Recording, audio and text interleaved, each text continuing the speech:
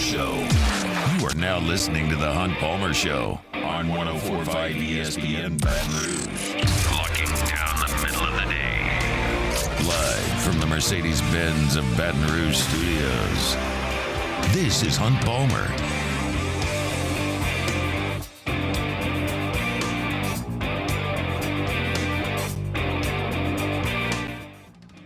Hunt Palmer coming to you from the Mercedes-Benz of Baton Rouge studio downtown in the capital city on this Monday. Means we're brought to you by Gulf Coast Office Products. Appreciate you starting your work week with us. Got Jacob Beck and Casey Gaines back there on the ones and twos. Busy Saturday in Southeastern Conference basketball. We'll be talking about that. Matthew Brune will jump on at 1:30 to talk men's and women's basketball. Kind of an on-3 day today because Matthew Brune is going to be with us at 1:30, and Billy Embody is going to join us at 2:15 to talk about Terry Bussey, five-star, only player left really on LSU's board for this late signing period. He was in Baton Rouge last week, was in College Station over the weekend. It is now a dead period. Where do things stand with Terry Bussey? We'll find out from Billy Embody at 2:15. And Musso going to jump aboard 1 hour from right now, straight up 2 o'clock. We'll talk some baseball. Musso was out at the box yesterday. His podcast is Rockin' and Rollin' Daily, wherever you find your podcasts or on YouTube. And he's going to come in at 2 o'clock and kick some baseball around with us. Looking forward to chatting with Musso.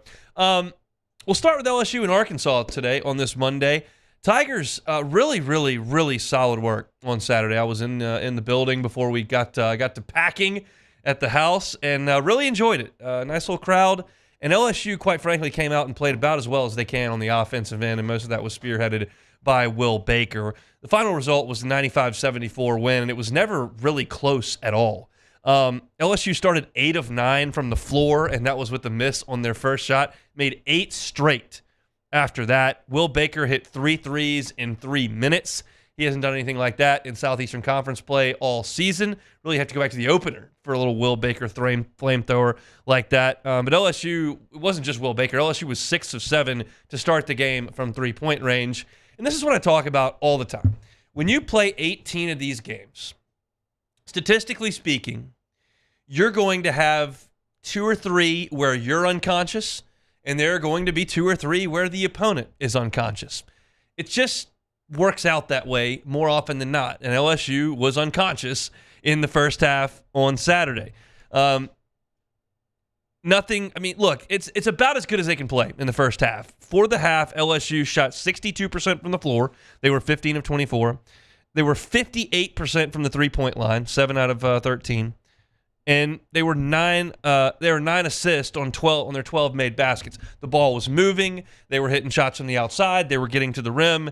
It was about as good as they can play on the offensive end. There's no question about it. And Arkansas never really made a run. That's another thing you can kind of speak to statistically, saying, like, usually in the course of a game, the team that's down makes a run. It just generally happens, especially when teams are fairly evenly matched. Arkansas never made a run. The smallest second-half lead was 17 points. There was never a point where Arkansas hit 3 threes in a row or got a couple of stops and got out in transition and forced an LSU timeout. It never happened. So the question is, what do we take from this game? Is it sustainable, specifically for Will Baker? He looked really aggressive. Mekhi Mitchell's pretty good big for Arkansas. They don't have Janai Broome. They don't have shot blockers like Musa Cisse at Ole Miss. But Mekhi Mitchell's a pretty good player. Arkansas's got some front court depth. They just couldn't handle Will Baker. And maybe that aggressiveness is something we'll see in the second half of SEC play. Baker's a skilled 7-footer. He's not very athletic. He's not very quick. He doesn't play above the rim. But he's a pretty skilled player. And when he can knock those threes down, stretches a defense out, brings a big out to the perimeter, and it opens up driving lanes for the guys that like to attack the rim. We were told that Will Baker was pretty banged up in December and into the beginning of SEC play. Maybe that's why he hasn't played well. Maybe this is just a one-off. I don't suggest that very often Will Baker is going to drop 25 on 9 of 11 shooting, 4 of 5 from three-point range. I'm not expecting that. But if he can be a 13 to 15-point guy for you, that changes things because he hasn't been that in SEC play thus far. hopefully that's sustainable. I'll tell you one thing that has been sustainable throughout SEC play, and it wasn't really the story on Saturday because Will Baker took over, but Mike Williams is shooting 44% from the three-point line in SEC games. He's 15 for 34. On Saturday, he was 4 of 6 from deep. It's tough to talk program building and building blocks for the future and all that kind of stuff in the transfer portal era. It just is. But Williams has kind of found a groove. He was taking on too much early in his time in Baton Rouge. When Jalen Cook was ineligible and Mike Williams had to run the point, that was asking too much. But now Cook has taken the majority of those reps, even though he didn't start on Saturday. Williams is playing a little bit more off the ball, and he's been a really good catch-and-shoot player for him.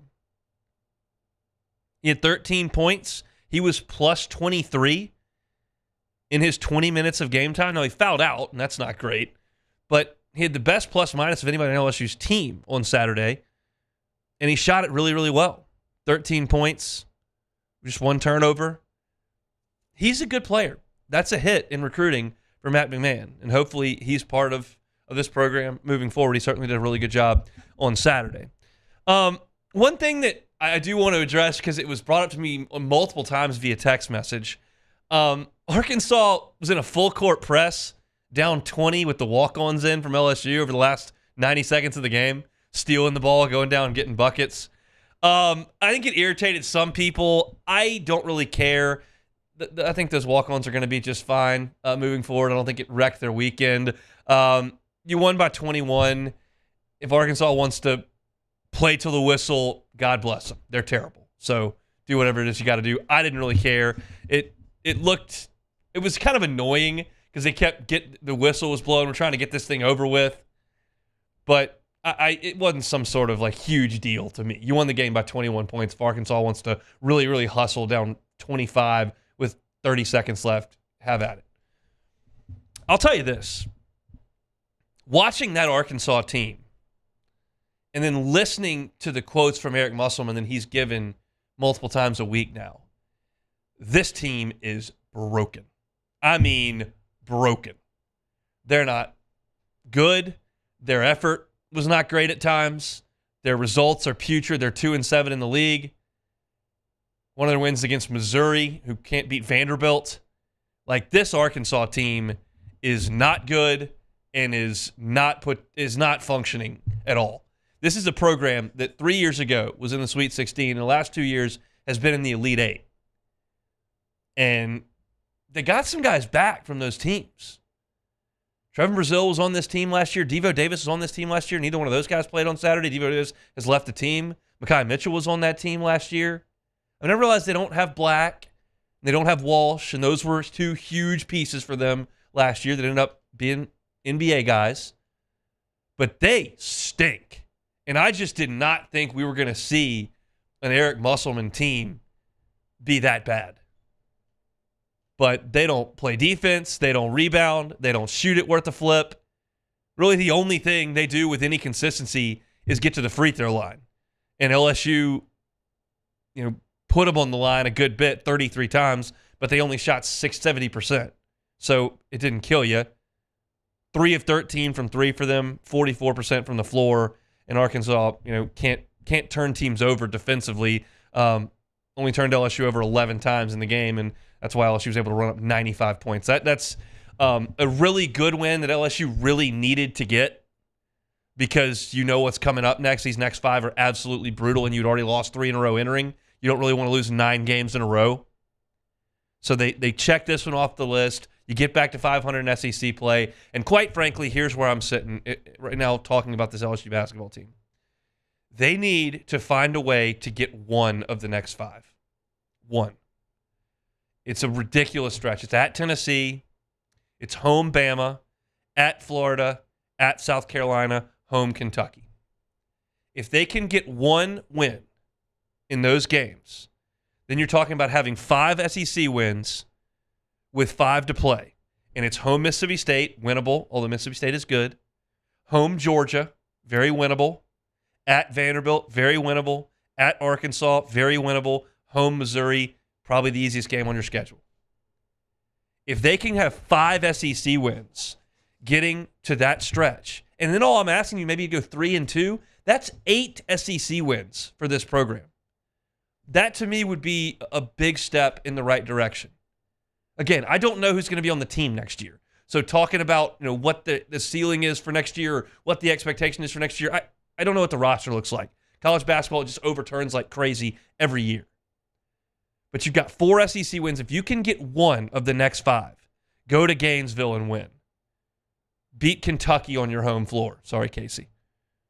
Go to South Carolina and win. That's going to be tough. They're good. Bama has a bad shooting night or something. I don't know. But if you can get 1 of the next 5, you're setting yourself up to have a chance at what I think would be a big step forward for the program. They really needed to get the one against Arkansas, though, on Saturday. It was an important game for this team to break up the losing because they're not done losing, I promise you. And they did it. They got it done. They played really, really well and hopefully building a little momentum here, but it's a brutal, brutal stretch that they're about to run into. But there's light on the other end of that tunnel if you can just get there.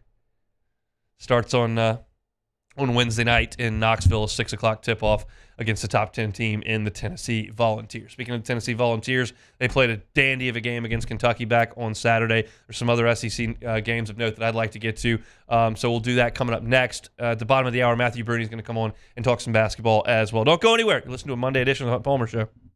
You are now listening to the Hunt Palmer Show.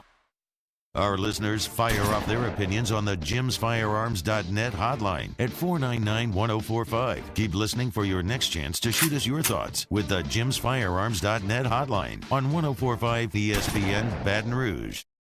Electricity is all around us, and our families depend on it. Every day is sparked by the power of a cold drink or a warm meal, a movie night, and a comforting light at the end of a dark hallway. From sunrise to sunset, playtime to bedtime, our team is ready to take care of your electrical needs. Even in the case of an after-hours emergency, the light in your life shines brighter with Mr. Electric. Elevate brand visibility, ignite customer engagement with the power of radio and digital advertising combined. Guarantee Digital Media brings the two together as a trusted media partner in Louisiana for nearly a century. Claim your free digital audit at guaranteemedia.com. Bayou Ford has the new inventory to get you in a new Ford truck or SUV today, or customize your next vehicle just the way you want it. All new Bayou Ford vehicles come with a 1 million mile powertrain warranty. The crew at Bayou Ford is going to do right by you. Dylan Cruz here to tell you about Six Rings Baseball and Softball Camp. If you live on the North Shore and play ball, go to Six Rings Camps with former LSU assistant coach Dan Canaveri. His knowledge is second to none, and your child will improve and have fun doing it. Camps were held at Coquille Park and Six Rings Academy in Covington with 4 sessions over the summer. Full day and morning only sessions are available from ages 7 to 13. Go to sixringsbaseball.com or call 985-206-9096. Learn the game to love the game. There's never been a better time to catch a John Deere deal from the crew of Sunshine. Ask us about our low monthly payment options on our tractor packages and let the good times roll. With equipment strong enough to power one of the world's largest celebrations, we've got your needs covered too. Learn more about what it means to be powered by Sunshine at sunequip.com. Some restrictions apply. See dealer for details. Offer ends April 30th, 2024. Breck teamed up to reimagine your parks, and you imagined big. With your help, we went to work, creating 12 beautiful community parks across the parish. A family-sized water park, miles and miles of trails, and parks just for your dogs. There are more places to splash, to explore, to run wild, and even soar. You imagined, we delivered. Gold. Breck, your #1 park system in the nation. There it is, the extra mile, on the border of expected and extraordinary for those willing to go further, like vans customized for work or play, with safety and tech to keep you connected, supported by a 5-star sales, service, and finance team, and backed by the 1-star you know. So go the extra mile. It's never crowded, because so few have what it takes to go there. Mercedes-Benz Vans. Hey, it's Matt Moscona. For years, you've heard me tell you about Insurance Network of Louisiana, helping you find better coverage for less money. But it's not just for your home and auto. They also offer commercial property. So, retail stores, professional offices like doctors, dentists, attorneys, clothing boutiques. Insurance Network of Louisiana can find you better coverage for less money. They service the entire state of Louisiana, and they're local. So call today at 293-0450 or lainsurance.net. Yo, Jake here from my friends over at Community Steel Company located in Gonzales, Louisiana. The local place you can turn to for all of your metal building needs. Notice I said local, not Houston, not Dallas, not Atlanta, but right here in Gonzales. Visit them at their brand new state-of-the-art website at communitysteelco.com or pick up the phone and give them a call today to answer all of your questions on your metal buildings. Sandgriff joined me and Jimmy out for the Tuesday edition of Live at Lunch from Mike Anderson Seafood, Wesley at Nicholson. Andy Isco joins us from Las Vegas. Live at Lunch, 11 a.m. Tuesday on 104.5 ESPN Baton Rouge.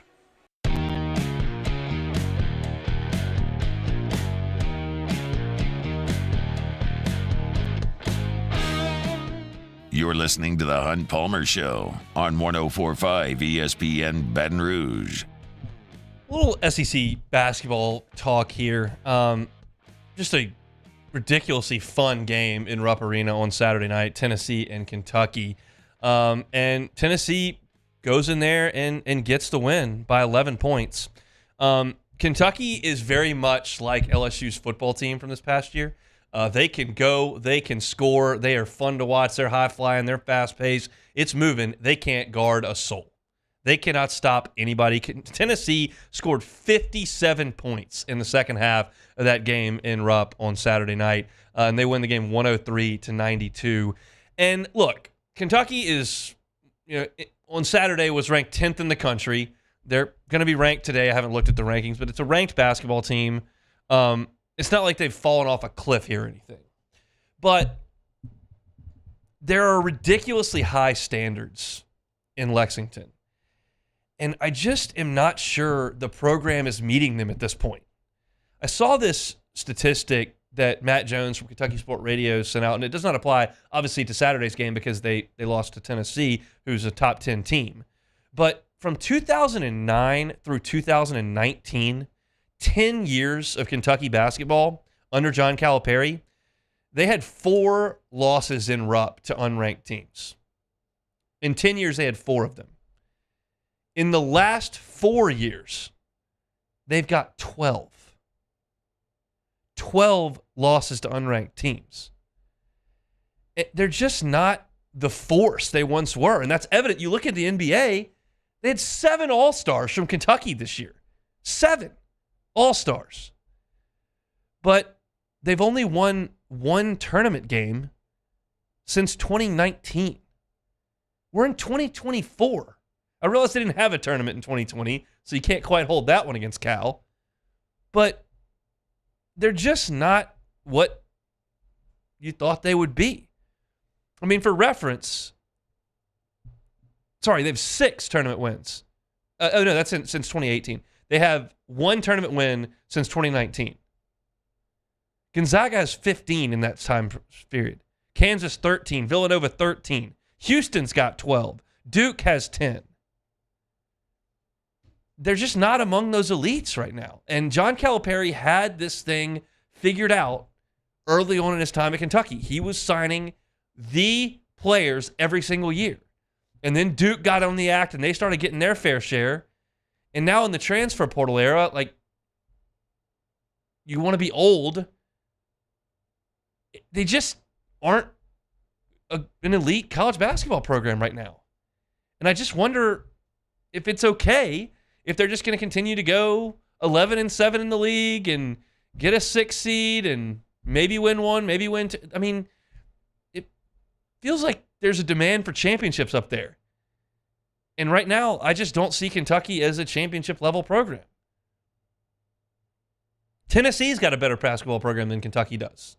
Alabama has a better basketball program than Kentucky does. Auburn might have a better basketball program than Kentucky does. Talking about maybe 4th in the SEC? You had a National Player of the Year in Oscar Tshiebwe. You won 1 tournament game with him? It's just something to think about. Now, maybe they get hot, and they only finish with 5 losses in the league, and they get a 3 seed or a 4 seed, and they get to the Sweet 16 or Elite 8. But I just don't see it. I just don't see them as a threat to win a national championship. And while Calipari seems larger than life, and he's got so many skins on the wall, and he's been there for so long, and he's a great quote, and he was such a great fit for Kentucky basketball once upon a time, I think the thought of moving away from him seems preposterous. But what are your standards? I talk all the time about college football programs firing coaches because they don't quite know exactly what they are. Nebraska's been pretty famous for this. This is the inverse of that. You should be a little bit better than this. And right now, they're just not. Tennessee went in there and comfortably beat them by double digits. Moving on, elsewhere in the league, impressive stuff from Auburn to go to a raucous arena there at the Pavilion in Oxford and win that game by 14 points. Really controlled it, scored 56 points in the second half and outscored Ole Miss by 23 in the second half. They were down 9 points at halftime of that game and just blitzed them in the second half. Matthew Brune goes for 15 points in that one. Clashing styles, Mississippi State and Alabama. Alabama wants to be high-flying. They're number 1 in the country in offensive efficiency. They're the best offense in college basketball right now. We saw that when they hung over 100 on LSU. Mississippi State, really good defensive team, wants to play slow it down. Went to Coleman Coliseum. Alabama dropped 99 on their head. It's just, you can try to slow it down. You can try to play at your tempo. Bama's just going to go, and they're going to score. And Mark Sears was really, really good. Scored 21 points in that game. 99 against Mississippi State for Alabama. And keep in mind, that's a Mississippi State team that ground Auburn into a paste. I mean, they won that game against Auburn 64-58, and Bama nearly scored 100 on them. Just a ridiculously good offensive team that Nate Oat has there in Alabama. South Carolina, coming off huge wins over Tennessee and Kentucky.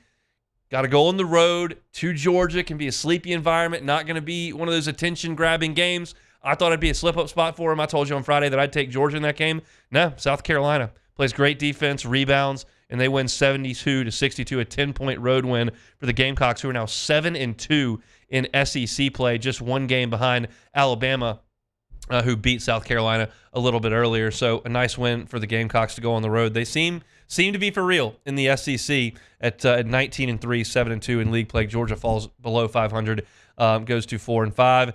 And back, your boy, big win for Stack. Home win over Missouri. He's back. Oh, wow.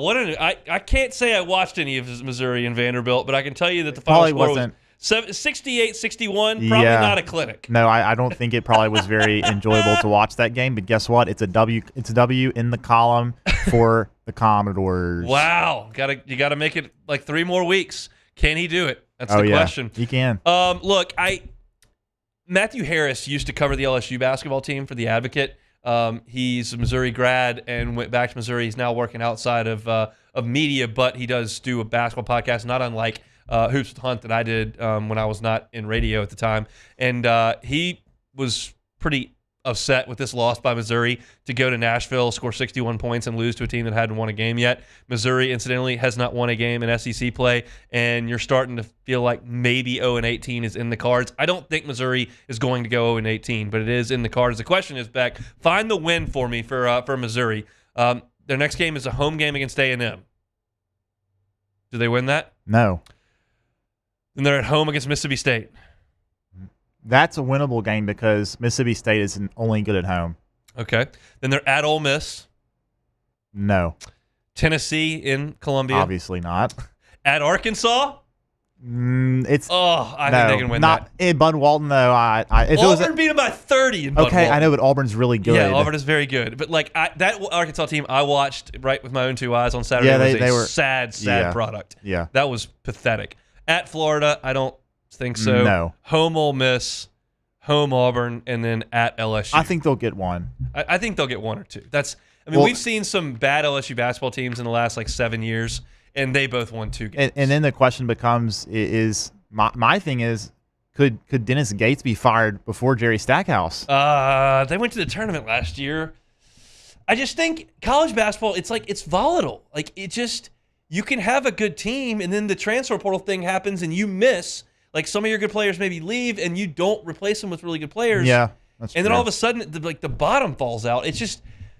It's a team building game. Like, you have to build a team, play out the season, and then build a new team, and then play out the season. Yeah, that's true. And they just whiffed on this one. Like, I haven't watched a lot of Missouri because they're awful. I did not watch them play against Vanderbilt. But I have to think they're going to at least win one.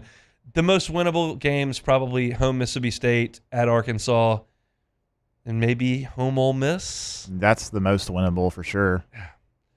LSU gets Missouri at home the last game of the season, which is a nice way to head into the SEC tournament, hopefully by destroying that bad Missouri team. And then the last game, a really, really good game, Florida and Texas A&M. Aggies got down early. They were down 6 points at halftime, but they fought and scrapped and found a way to get it done there at the end. They win a 1-point decision. Interesting from that game, Boots Radford, Baton Rouge native, was in jail on Friday night and then scored 26 points on Saturday afternoon. Like, that doesn't happen a lot. Got arrested for something that happened in December, evading arrest, something like that. And then he doesn't get suspended, comes out and plays and scores 26 points. It surprised you the guy that was in the Klint on Friday played in an SEC game 24 hours later. How is that? I mean, I guess. Look, if he got out and is, I don't know if he's on bond or what, but whatever. He can play. So he didn't have to play with an ankle bracelet or anything. He just got out there and ball. I mean, they would have lost if it weren't for him playing. So good thing he did. That is a good thing he did. So A&M moves to 4-4 in the league play, in Florida 5-4 in the SEC. If you look at the standings, LSU's right there in the middle of the standings. I don't know if that's 100% relevant to our discussion right now. We haven't mentioned I haven't mentioned anything resume-wise with LSU the entire time we've been talking about basketball. I haven't felt it to be necessary. But right now, LSU is at 4-4. That's tied for 1, 2, 3, 4, 5, 6, 7. Tied for 8th in the SEC, and that's kind of about where I have LSU at this point in league play. They got a better record than Georgia, Mississippi State, Arkansas, Vanderbilt, and Missouri. I think LSU is head and shoulders better than Arkansas, Vanderbilt, and Missouri. And right there in that discussion, like we talked about, Mississippi State, Georgia, A&M, Florida, and I would say Ole Miss are all kind of lobbed in there. They're currently 93rd in the net rankings. Yeah, that's not gonna get you in that large spot, 93rd. So we'll see if they can maybe if they win 4 of the next 5 against that ridiculous schedule, we'll have something to talk about. But right now, I just think it's about can you get better and can you go ahead and get one of the next 5.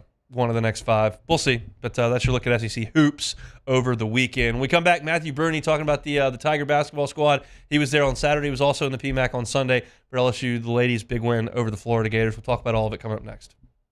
The Hunt Palmer Show.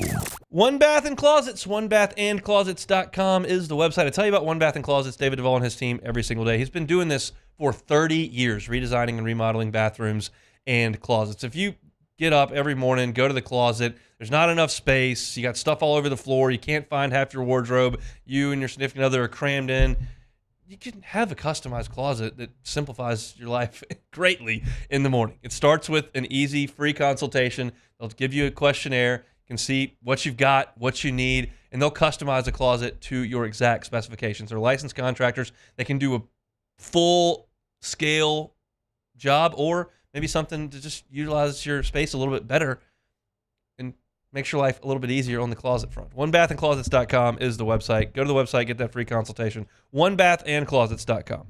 In times of need, get a full list of phone numbers, websites, and other important emergency information on the Demco Stormwatch page at 1045ESPN.com. Bayou Chrysler Dodge Jeep Ram has $20,000 off new 23 Ram 1500 Black Widow trucks, $20,000 off new Ram 1500 trucks, and all new Bayou Automotive vehicles come with a 1 million mile warranty. The crew at Bayou Automotive is going to do right by you. Join MMR and ignite your career today. MMR is the largest electrical and instrumentation contractor in the nation, and they're seeking talented individuals to join their team. For over 3 decades, they've been headquartered right here in Baton Rouge, and they have offices all around the globe. And MMR offers a tailored path for both professional and personal development, outstanding benefits, and a dynamic culture. So whether you're an intern, A seasoned pro, or you're just starting out, see what MMR can offer you. Apply at mmrgrp.com. The Windsor Senior Living Community in Mandeville, Louisiana is a beautiful, vibrant apartment community geared towards seniors. They are nestled right in the heart of Mandeville, where seniors live a more carefree lifestyle in spacious apartments with the peace of mind that comes from having a little extra help. Call the Windsor at 985-624-8040 to schedule a lunch and tour. Come see how the Windsor can be your passport to peace of mind.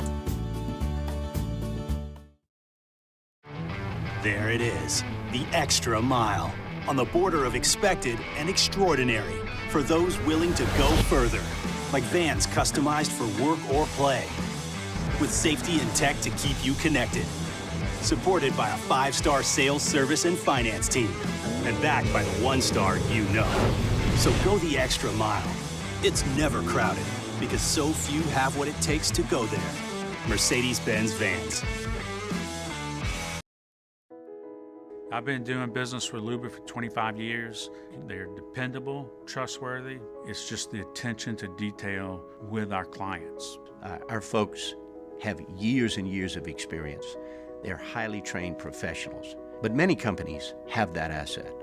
What I'd like to think makes Luba a bit different is that we use those talents in a way that truly is dedicated to serving the needs of the folks who depend on us.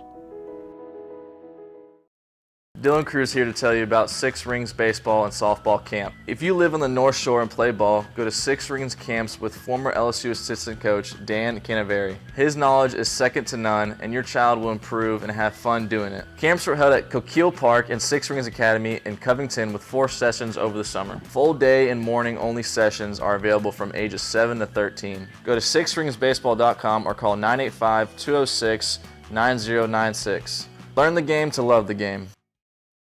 Gulf Coast Bank and Trust is giving our customers the power to bank anywhere, anytime during this challenging event. And we're right there with you. Our mobile banking app. Moscona inviting you to join us for Monday's AFR, presented by Relief Windows. Saints have an OC. More reaction to the Klint Kubiak news. We'll recap the Senior Bowl and LSU Arkansas and hoops. Join us 3 to 6, 104.5 ESPN Baton Rouge.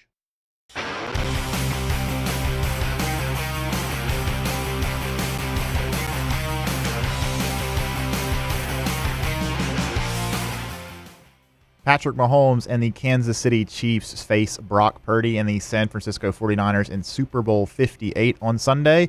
Coverage from Westwood One begins at 1 p.m. with a special Super Bowl edition of NFL Preview with kickoff set for 5:30 p.m. on 104.5 ESPN Baton Rouge. This is the Hunt Palmer Show on 104.5 ESPN Baton Rouge. We're brought to you on Mondays by Gulf Coast Office Products, GCOPnet.com, GCOPnet.com for all your printing, copying, scanning needs. It's Gulf Coast Office Products. We'll head out to the Jim's Firearms Hotline. Matthew Brune covers the LSU Tigers for the Bengal Tiger, part of the On3 Network, and he joins us now. Matthew, how are you? Hey, Hunt. I'm doing great. Obviously, another weekend of basketball in the books, and now we're in February, so approaching the final stretch here. Yeah, a couple of nice wins for LSU. The men on Saturday, the women on Sunday. Will Baker went nuts on Saturday, just torching the Arkansas front court. Is any of that sustainable down the stretch for the big 7-footer? Yeah, I think he's at his best when he's not thinking as much. I think early in the year, especially once Jalen Cook came back, it was a lot of figuring out where he fits in this offense and how he plays off of the guards and stuff. I do think at his best he can score the ball. We know that from his entire career at Nevada and even his high school days. I mean, he can score the ball, and I think he's a confident shooter. He hasn't been the most efficient shooter, but if he comes around and if he can use a 33% from three, I think we're looking at, in terms of in conference play, I think we're looking at a guy that can be a huge boost to this team overall. So I don't want to put too much stock into it, but it was a good showing, and we'll see how he plays moving forward. Jalen Cook came off the bench in the game on Saturday, played 21 minutes. Your thoughts on that little shakeup and how that looked?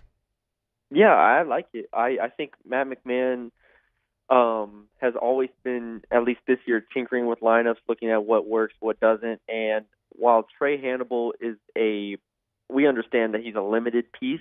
I think you can make the pitch that him starting and playing with that lineup in particular, especially, with guys like a Will Baker, I think it kind of settles everybody down a little bit. And then you bring Jalen Cook in, and he can kind of be himself and not have to maybe face the defensive attention that he faces as a starter. There's a lot of different aspects of the game that come with coming off the bench that I think Jalen could have success from. So I wouldn't be surprised if they stuck with it. I'm not sure if he will, but I think McMahon has done a good job at least trying things this year. How do you think Mike Williams' game has progressed as he's moved along in his freshman year? Yeah, he's been impressive. I think the three-point shooting has been the biggest thing for him. Early in the season, you could see potential, but he wasn't making shots at a high level. He is now shooting the ball at an incredibly high rate. In conference play, he's 44% from three, and he's confident. He's shooting a lot of them. That's a big, big step for him because I think his defensive potential is really high, especially going into next year. And if he can shoot the ball at this rate, I think he's going to be a starting guard for LSU for a long time. He's really good. How bad's Arkansas? They're pretty bad. It's been a mess this year. Obviously, they still have talent, which makes it really weird. Tremont Mark is a really good player from Houston. They have got other guys on this team that are talented, and this has been Musselman's worst year. So I'm not sure exactly why they haven't been able to piece it together, but you take it. If you're LSU, you take a down year from Arkansas. You take anything you can get, especially when I think the middle of the SEC is really tough, which they're about to see. Yeah, I'm curious your thoughts on this stretch of 5 games they're about to embark on at Tennessee, home Alabama, at Florida, at South Carolina, and Kentucky. What's realistic for LSU in those 3 games? In those 5 games, sorry. Yeah. The hope, I think, because to this point, the last 5 games of the season are easier. Yes. So you have a really weird stretch where you have 5 tough games and then you have 5 easier games. I think if you can get one of them, I'll be happy. Florida and South Carolina, you wish you played one of those at home. Playing those on the road is going to be really tough, and then you get Kentucky at home. And Kentucky's been inconsistent, but I still would favor Kentucky there. If you can get one of them, I'm feeling a lot better. That would put you at 5-8 going into the last 5 games. I think that gives you a real shot at getting to 8 wins potentially if the cards fall right. You can get to 9. Win one of the next 5, and then just gear up and put everything you have into those last 5 games. We'll see what they can do. Lady Tigers with a really strong performance on Sunday afternoon in the PMAC. What was your biggest takeaway from that win over Florida? I think Haley Van Lith is the obvious choice there. 21 points, a season high, also a season high 7 rebounds, only 1 assist, which I joked about on our message board, and that's a good thing.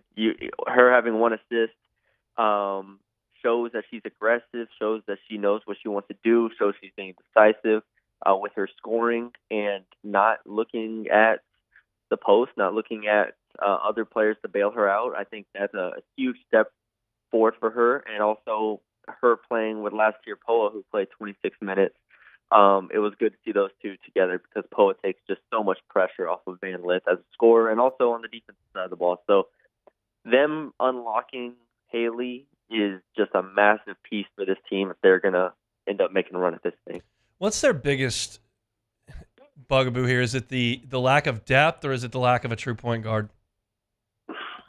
I think it's still both, but I think the depth is still more concerning. Del Rosario, obviously 6'5" freshman. We know she's capable in spurts, but if there's foul trouble, if there's times where she's on the court against good teams where she just doesn't quite have it, this team really feels it, and I think that's one of the biggest concerns there. So I like Del Rosario as a prospect, obviously. As a freshman, she's shown a lot of potential.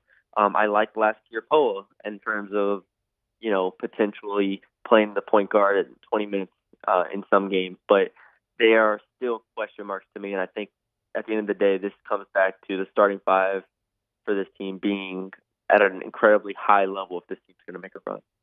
He's Matthew Brune, part of the crew over there at the Bengal Tiger and part of the On3 network, joining us here on the Jim's Firearms Hotline. We appreciate it, man.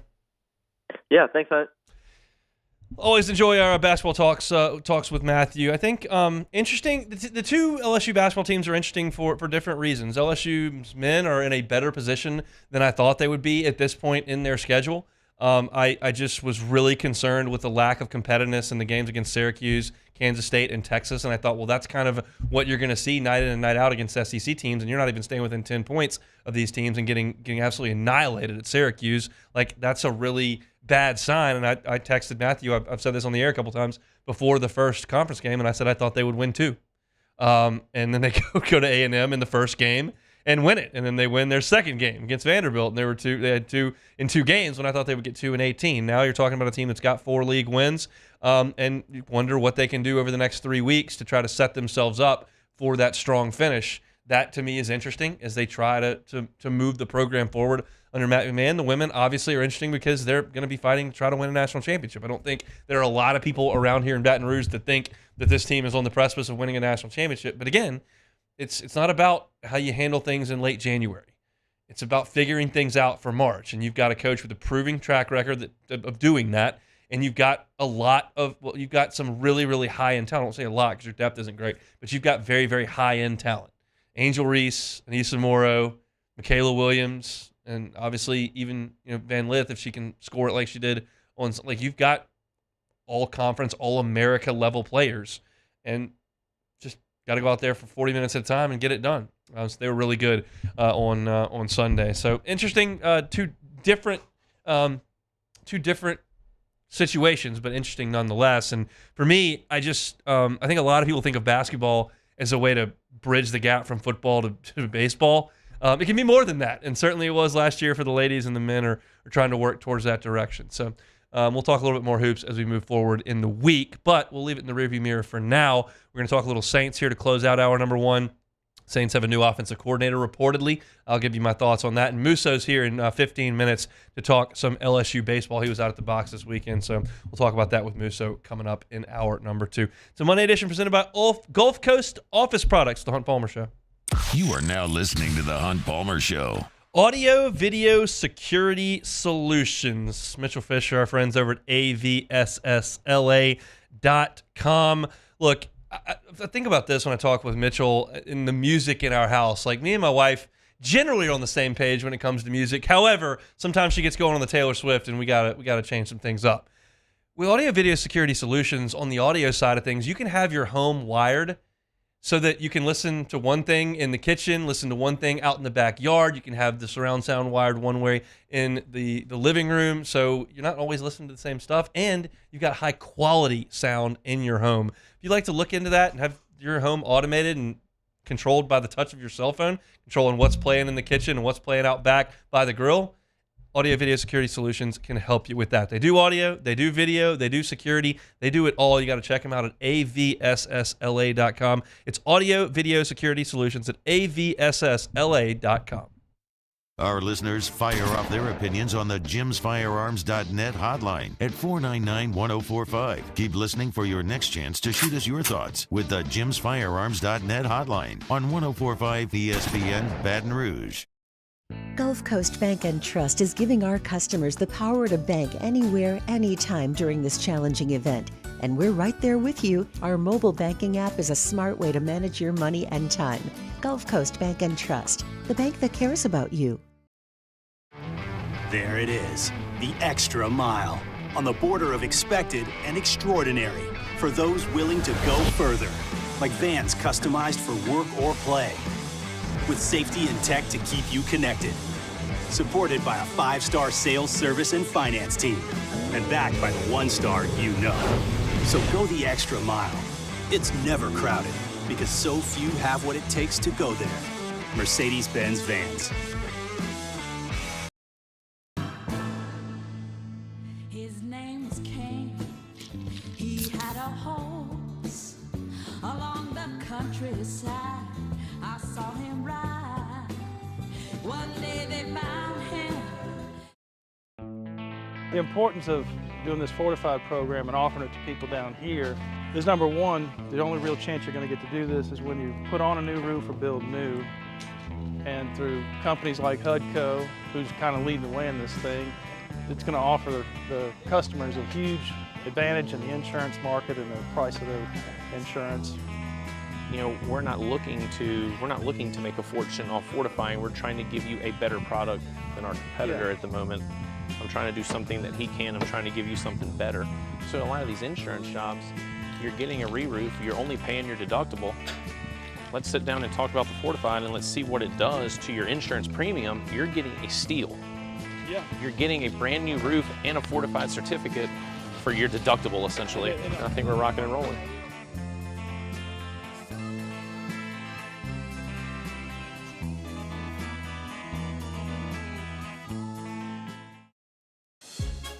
There's never been a better time to catch a John Deere deal from the crew of Sunshine. Ask us about our low monthly payment options on our tractor packages and let the good times roll.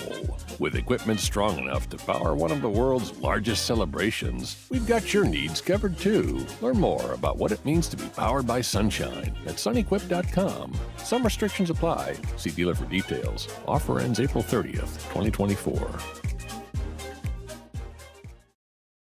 Brack teamed up to reimagine your parks, and you imagined big. With your help, we went to work, creating 12 beautiful community parks across the parish. A family-sized water park, miles and miles of trails, and parks just for your dogs. There are more places to splash, to explore, to run wild, and even soar. You imagined, we delivered. On Tuesday's OTB, countdown to the big game as Jake Hester provides us some boots on the ground Vegas perspective, plus recap Pels, Raptors, and the Blender. Off the bench, 7 to 10 a.m., 104.5 ESPN.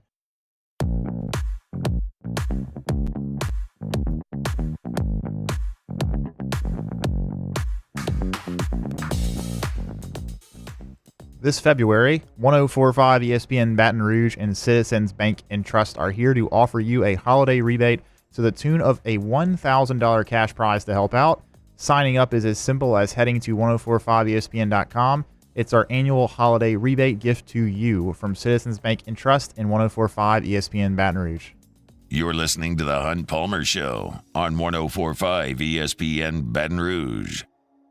Monday show is brought to you by Gulf Coast Office Products. I was over at Gulf Coast Office Products last week chatting with Trey Beal. He brought me into their warehouse right here on site in Baton Rouge. They've got over $1 million of inventory ready to go out the door. So if there's a situation where you're a Gulf Coast Office Products client and maybe you're having a little bit of trouble with your machine and they can't seem to get it fixed, you can have a new one within the hour from Gulf Coast Office Products. That's just one of the great resources that they've got. I tell you all the time, the Gulf Coast Office Products is small enough to where you get that personal feel when you have a relationship with your rep, whether that's Trey or one of the other great team members over there at Gulf Coast. They're also big enough to service any type of client here in this area, any vertical market, whether it's healthcare, banking. They handle our stuff right here at Guarantee. They got our copiers up and running here. Look, Trey Beal is an awesome, awesome dude, and he does great work over there at Gulf Coast Office Products. So for your printing, copying, scanning needs, GCOPnet.com, GCOPnet.com. Let Trey Beal help you out with that. Can't live without a printer and a scanner in this world. Trey Beal can help you out with that over at Gulf Coast Office Products. Saints reportedly have a new offensive coordinator. Klint Kubiak is the man. He will be named that after the Super Bowl where he's coaching the San Francisco 49ers. And this is a hire that I think makes a lot of sense. And it's not that Klint Kubiak has spent his entire career under Kyle Shanahan, so this is a guy that he spent some time with Kyle Shanahan, but he's been around for a young man. He's not even 40 years old, and you're talking about a guy who was a grad assistant at Texas A&M in 2010 and 2011. They moved into the SEC, and in that Heisman Trophy year for Johnny Manziel, Klint Kubiak was coaching their inside receivers for that 2012 team. Would have been like Ryan Swope and those gang. I don't think Mike Evans spent a lot of time in the slot. He was mostly out on the boundary, but Klint Kubiak was on that staff. He worked under Norv Turner for a year in Minnesota with the Vikings. Then his dad got the head job at the Broncos. He worked there in 2016. And then for a couple of years, the Vikings hired him in 2019, and he worked there for 2 years before he was promoted to the offensive coordinator for 2021. That was his one full year as an offensive coordinator. That year, the Vikings were 11th in the league in passing offense, 17th in the league in rushing yards. They were right in the middle, 15th in the league in touchdowns scored. The head coach there was Mike Zimmer. He got fired. The staff was not retained, so that was a short-lived stint as an offensive coordinator there in in Minnesota. Then he goes back to Denver. He's the passing game coordinator there, and then took over play calling duties after Thanksgiving because Nathaniel Hackett and company weren't exactly lighting it up in Denver. So he was there for calling the plays for half a season. And then he's been the passing game coordinator for San Francisco in 2023. And that's obviously the time that he spent with Kyle Shanahan. So a guy that's done a lot of things, a lot of different places around the league. One of the stats I thought that was interesting that Nick Underhill brought up in talking about, and he's with New Orleans Football, the Saints and how much they ran motion last year. They ran some sort of motion on 366 of their snaps on offense. If you divide that number by 17, you're looking at a team that is motioning about 21 times per game. San Francisco, 753 motions. That is 44 times per game they're putting things in motion. The Saints offense was a little stagnant, a little boring, a little vanilla, and San Francisco was anything but that. And I think that's one of the things that you'll look at as far as changes coming to the Saints offense is they're going to do some motioning. Motioning does a lot. It allows the quarterback some of the answers to the test. You can see man or zone or what situation the defense is preparing for. When you put guys in motion, it creates separation. It creates eye candy. Like it shows you a lot of different things. And the Saints just didn't do a lot of motioning last year. San Francisco does it a ton. And you'll see, I think, a lot of that from new offensive coordinator Klint Kubiak. I'm not in a position here to tell you this is a grand slam, this is a disaster. Like, this just makes sense. That's where I'm coming from this. With Pete Carmichael, you're talking about a guy who's a little bit older, a guy who grew up in a different NFL than the one Klint Kubiak has kind of grown up in, and certainly doesn't have the experience of working for multiple different offensive minds. Like, Pete Carmichael is kind of a Sean Payton guy, and he's already right back there in Denver. He's going to be coaching with Sean Payton again. Klint Kubiak, as I mentioned, has worked for Norv Turner. He's worked for Kyle Shanahan. He worked for Kevin Sumlin, who was doing some revolutionary things in the college game at that time with a ridiculous quarterback. So there's a lot of different trees that you're picking off here. It's just not, Shanahan. But he's been there this year, and you would imagine some of that will translate over to New Orleans. So I think for me, the length of time this took, I think definitely has something to do with the fact that Kubiak is still coaching. I think that if he wasn't the guy and they were going to hire someone who wasn't in the playoffs, this would have gotten done a little bit more quickly. And I always say, like, the result is the thing that matters, not the process to get there. You've seen very efficient, well-run, behind-the-scenes, quick searches done that result in a bad hire. And you've seen clunky, disorganized, at times embarrassing situations that have resulted in quality hires. The result matters to me more than the process. We'll see how well Klint Kubiak handles running an offense. But he's called plays before. He's young. He's been in this Kyle Shanahan system. He's worked for some really good offensive minds. I think this hire makes a ton of sense on paper, and you hope that there's some real progress that is made with the Saints. That progress will come without the services of Doug Marrone, the offensive line coach, who was let go upon the announcement that Klint Kubiak was taking the job. Here's the deal with Doug Marrone. Like, they've got an offensive line with first-round picks and second-round picks and guys that are making big money that they've sunk a lot of resources into, both from the draft and financially, and their performance this year was unacceptable. Cesar Ruiz has regressed massively. Trevor Penning has not developed at all in 2 years. You're signing journeyman off the couch to go in there and play tackle. It's not all Doug Marrone's fault, but I was a little surprised when he was retained after that day when the Saints fired the majority of their offensive staff. Turns out we knew that there was a chance the new guy would say, hey, we're going to go a different direction. It appears the new guy is coming in and saying, hey, we're going in a different direction, as Doug Marrone no longer will be the offensive line coach with the New Orleans Saints. It's kind of a regime change on the offensive side of the ball. Just not a lot of Sean Payton blood still left in that building, and that, I think, is a good thing. This organization has been resistant to change at times. I think it's time for them to change. This is a shot in that direction with the hiring of Klint Kubiak to be the offensive coordinator. All right, that's it for hour number 1 here on this Monday, presented by Gulf Coast Office Products. Talked a lot of basketball at the top of the show. LSU gets that win over the Arkansas Razorbacks back on Saturday. Talked about the other teams in the SEC, and we also talked about it with Matthew Brune as well. We're going to do a lot in hour number 2. We're going to start with a little bit of baseball with Matt Musso. Musso at the box, producer of AFR, loves to talk some baseball, and I like to talk baseball. We'll do that after SportsCenter. Billy Embody, what's the latest on the recruiting of Terry Bussey? That's at 2:15. Don't go anywhere. Hope your work week's off to a good start. You listen to a Monday edition of the Hunt Palmer Show.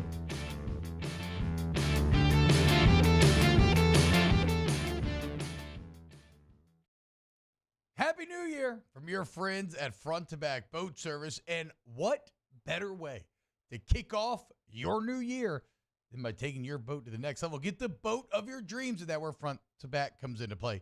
You want that spot lock trolling motor that's going to keep you right there on the water where you need to be. How about some forward-facing sonar that actually shows you the fish before you even cast? Custom stereo jobs, all of it. Sherman family's been doing it for 38 years. Go to fronttobackboatservice.com.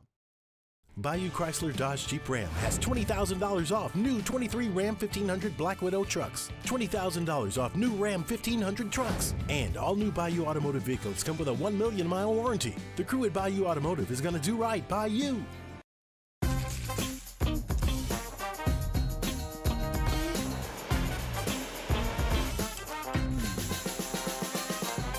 The best kept secret in town is out. Discover Tallulah at the Renaissance Hotel on Bluebonnet.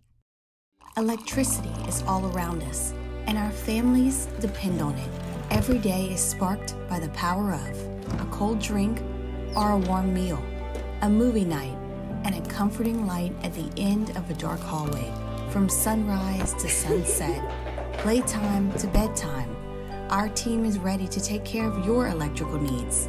Even in the case of an after-hours emergency, the light in your life shines brighter with Mr. Electric.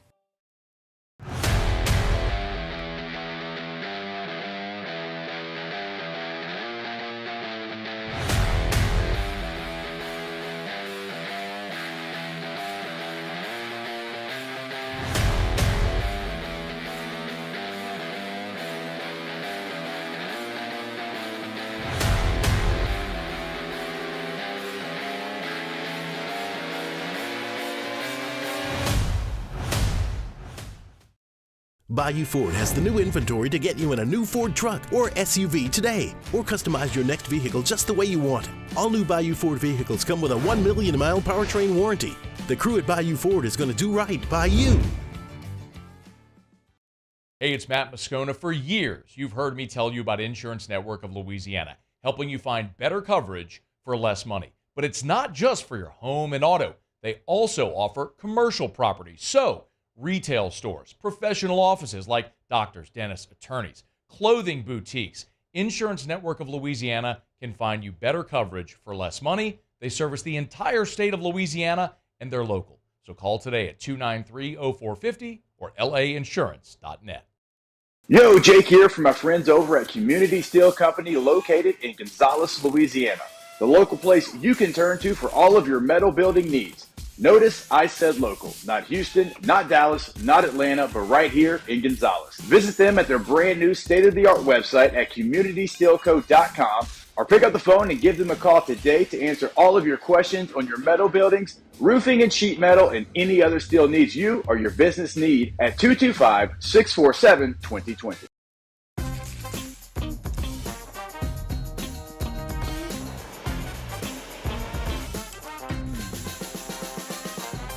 The best kept secret in town is out. Discover Tallulah at the Renaissance Hotel on Bluebonnet. There it is, the extra mile, on the border of expected and extraordinary, for those willing to go further, like vans customized for work or play, with safety and tech to keep you connected, supported by a 5-star sales, service, and finance team, and backed by the 1-star you know. So go the extra mile. It's never crowded, because so few have what it takes to go there. Mercedes-Benz Vans.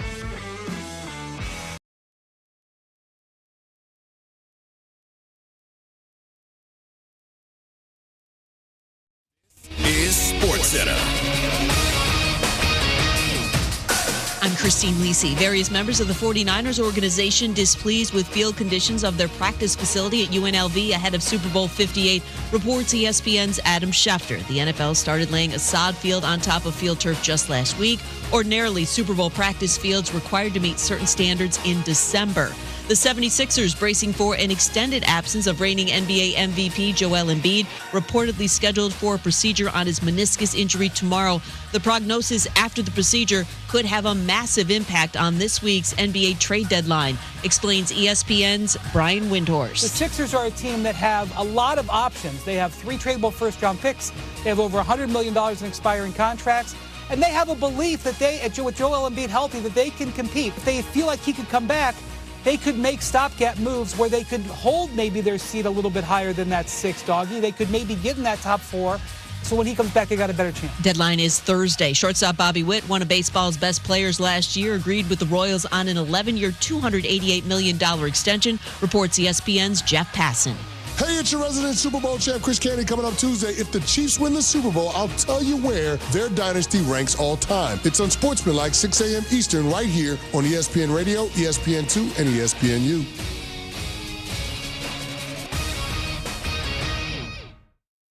Ladies and gentlemen, may I direct your attention to something quite extraordinary? Now, the Hunt Palmer Show.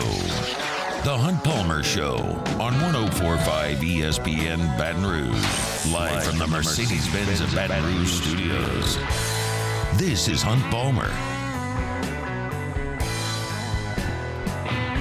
Hour number 2, Hunt Palmer Show, 104.5 ESPN Baton Rouge. Hope your work week is off to a good start. It is the final Monday without baseball to look forward to the following weekend. And that is good news. It's good news for me.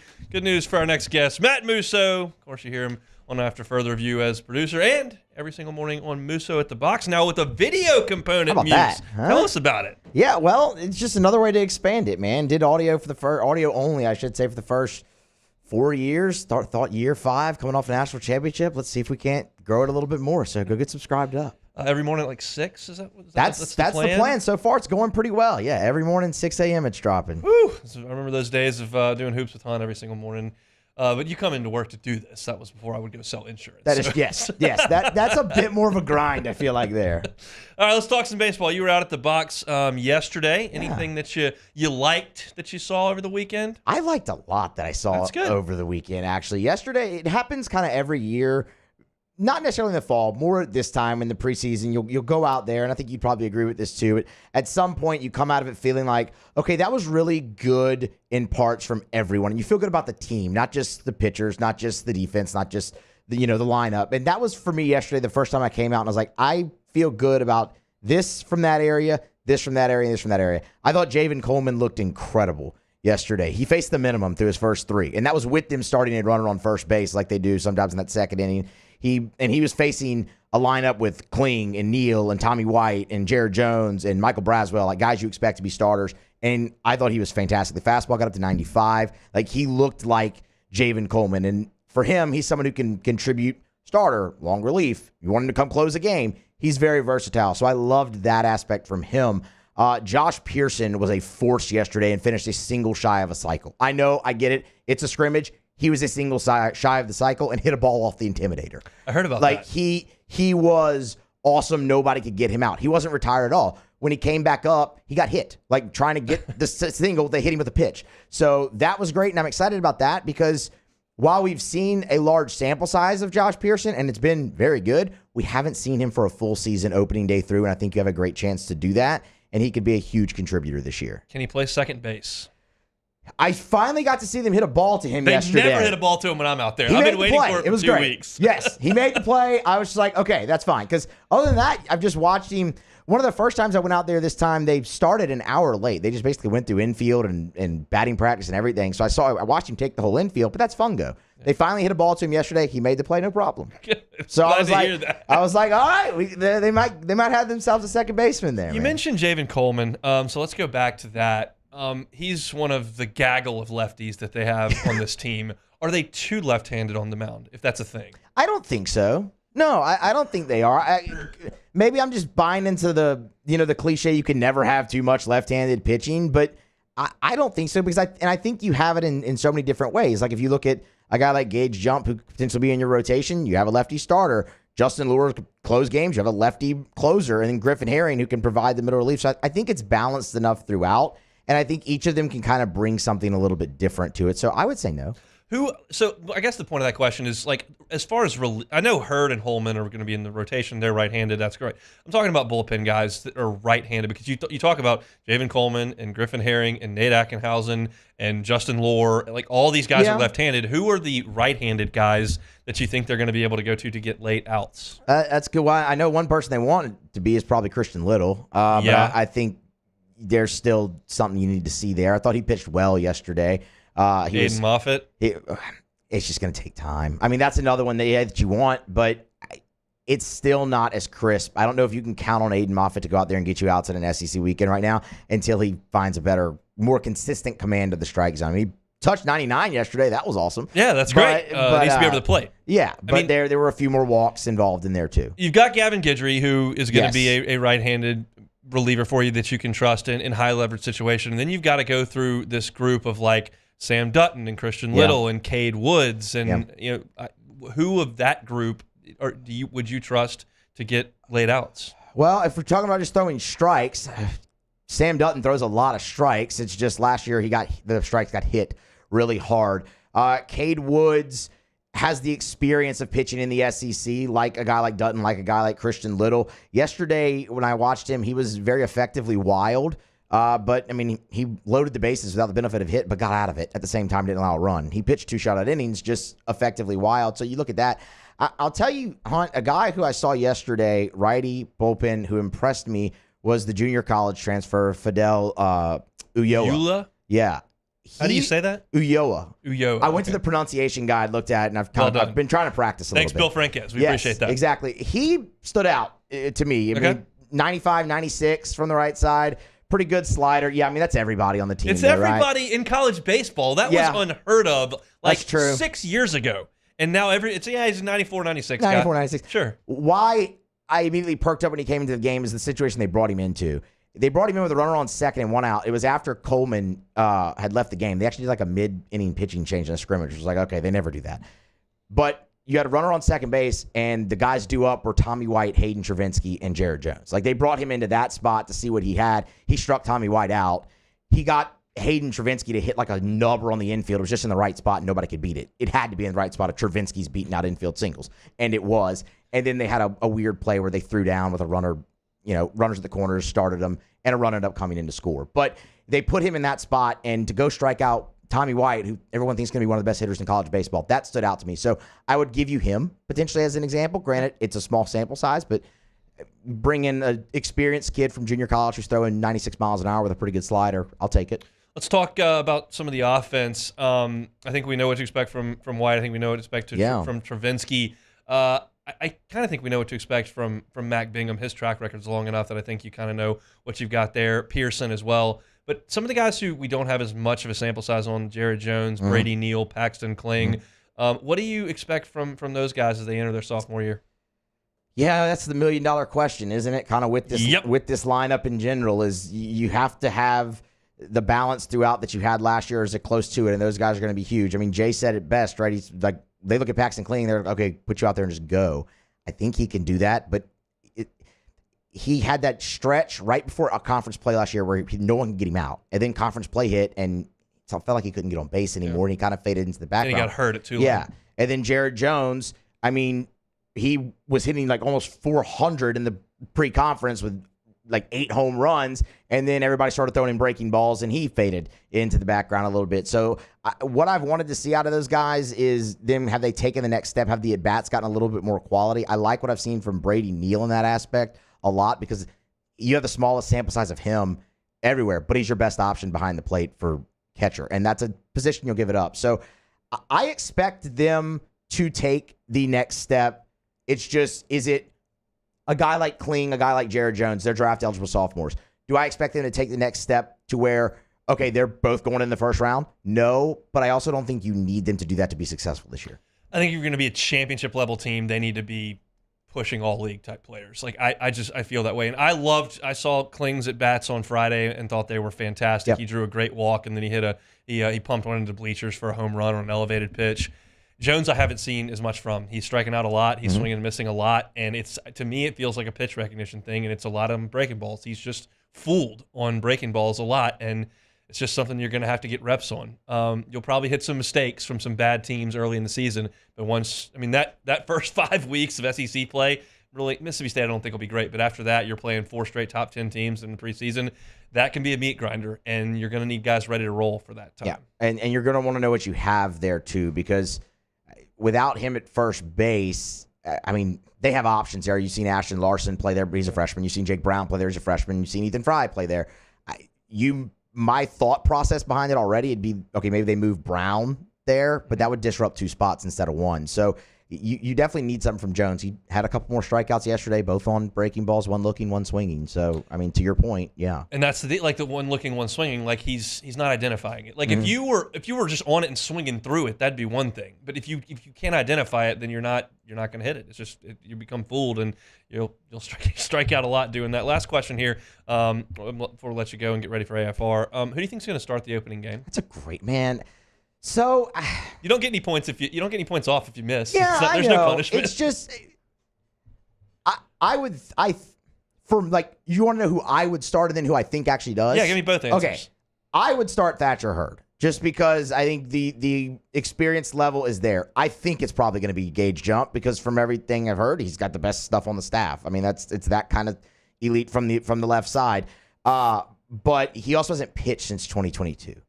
I don't necessarily know if I want my guy to go out there opening night who hasn't pitched since 2022. Let me give the ball to the kid who won the national championship game. That's what we know. Maneri would definitely do that. 100%. Maneri always went seniority on opening night. He went Poche over Lang. He Ben Alsop started one. Lewis Coleman got the first pitch, even though Murado was the ace. Like he always did that, and so that's what. But we don't know. We don't have as much track record with Jay. So we don't know. I mean, Riley Cooper was in the starting rotation last year. So, I mean, it's, maybe he shocks everybody and it's Luke Holman. I don't know. I would pitch Thatcher Hurd. I think it'll probably be Gage Jump just because of the stuff. A lot of innings that LSU will play over the first 10 days of the season. I think they got 7 or 8 games in 10 days. So it's a lot of action. Musso at the Box will be there for all of it. Tell everybody where they can find it. Absolutely. So obviously anywhere you find your podcast, Apple, Spotify, Google, wherever you get your podcast, it's there. And now the new video element this year. So YouTube, get over to YouTube, type in Musso at the Box, subscribe to the channel, hit the bell. You'll get notified every time an episode posts. And if that for some reason doesn't work, it should. But if it doesn't, just go to the 104.5 ESPN YouTube channel. It's linked there as well. You can subscribe up. Musso at the Box, fired up for a little baseball. We'll talk about it a little bit more as we move forward. Come back and what are we doing next? I think we're talking recruiting. We're talking recruiting. What's Terry Bussey doing? Billy Embody will tell us coming up next. The Hunt Palmer Show. Boudreaux's Electric, prevent those power outages. I tell you about it all the time. My power went out right before LSU and Tennessee started their College World Series opener. That's a bad time because I didn't have a generator. You can prevent that from happening to you with Boudreaux's Electric. They'll get you that Generac generator. Look, it'll have at least a 7-year warranty for free on your Generac purchases from Boudreaux's Electric. They're going to install it with the finest copper, do most of the installation underground so that it's aesthetically pleasing, and powers your house in the event of a power outage. Give them a call at the Gonzales location, 225-300-9389, 225-300-9389. That's our friends at Boudreaux's Electric.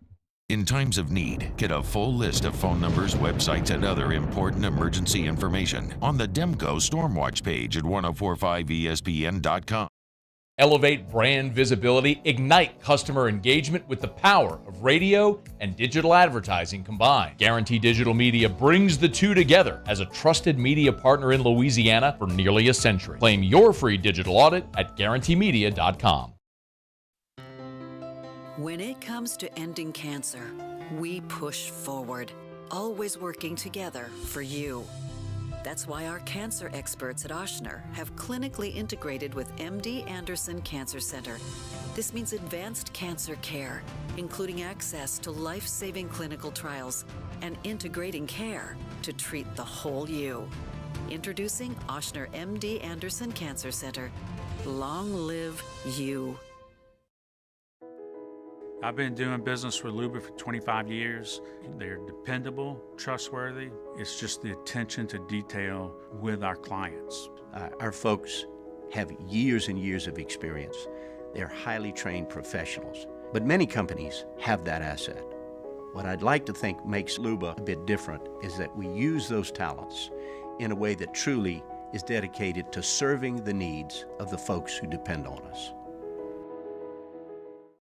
Dylan Cruz here to tell you about Six Rings Baseball and Softball Camp. If you live on the North Shore and play ball, go to Six Rings Camps with former LSU assistant coach Dan Canaveri. His knowledge is second to none, and your child will improve and have fun doing it. Camps were held at Coquille Park and Six Rings Academy in Covington with 4 sessions over the summer. Full day and morning only sessions are available from ages 7 to 13. Go to sixringsbaseball.com or call 985-206-9096. Learn the game to love the game. There's never been a better time to catch a John Deere deal from the crew of Sunshine. Ask us about our low monthly payment options on our tractor packages and let the good times roll.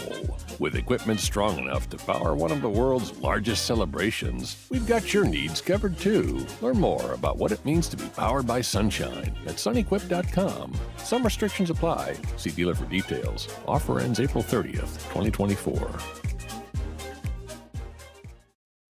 Breck teamed up to reimagine your parks, and you imagined big. With your help, we went to work, creating 12 beautiful community parks across the parish. A family-sized water park, miles and miles of trails, and parks just for your dogs. There are more places to splash, to explore, to run wild, and even soar. You imagined, we delivered. Gold. Breck, your #1 park system in the nation. At Relief Windows, we're more than windows. We're windows, doors, hardy plank, and vinyl siding. But our #1 product is always customer satisfaction. Charles Handgriff joined me and Jimmy out for the Tuesday edition of Live at Lunch from Mike Anderson Seafood, Wesley at Nicholson. Andy Isco joins us from Las Vegas. Live at Lunch, 11 a.m. Tuesday on 104.5 ESPN Baton Rouge.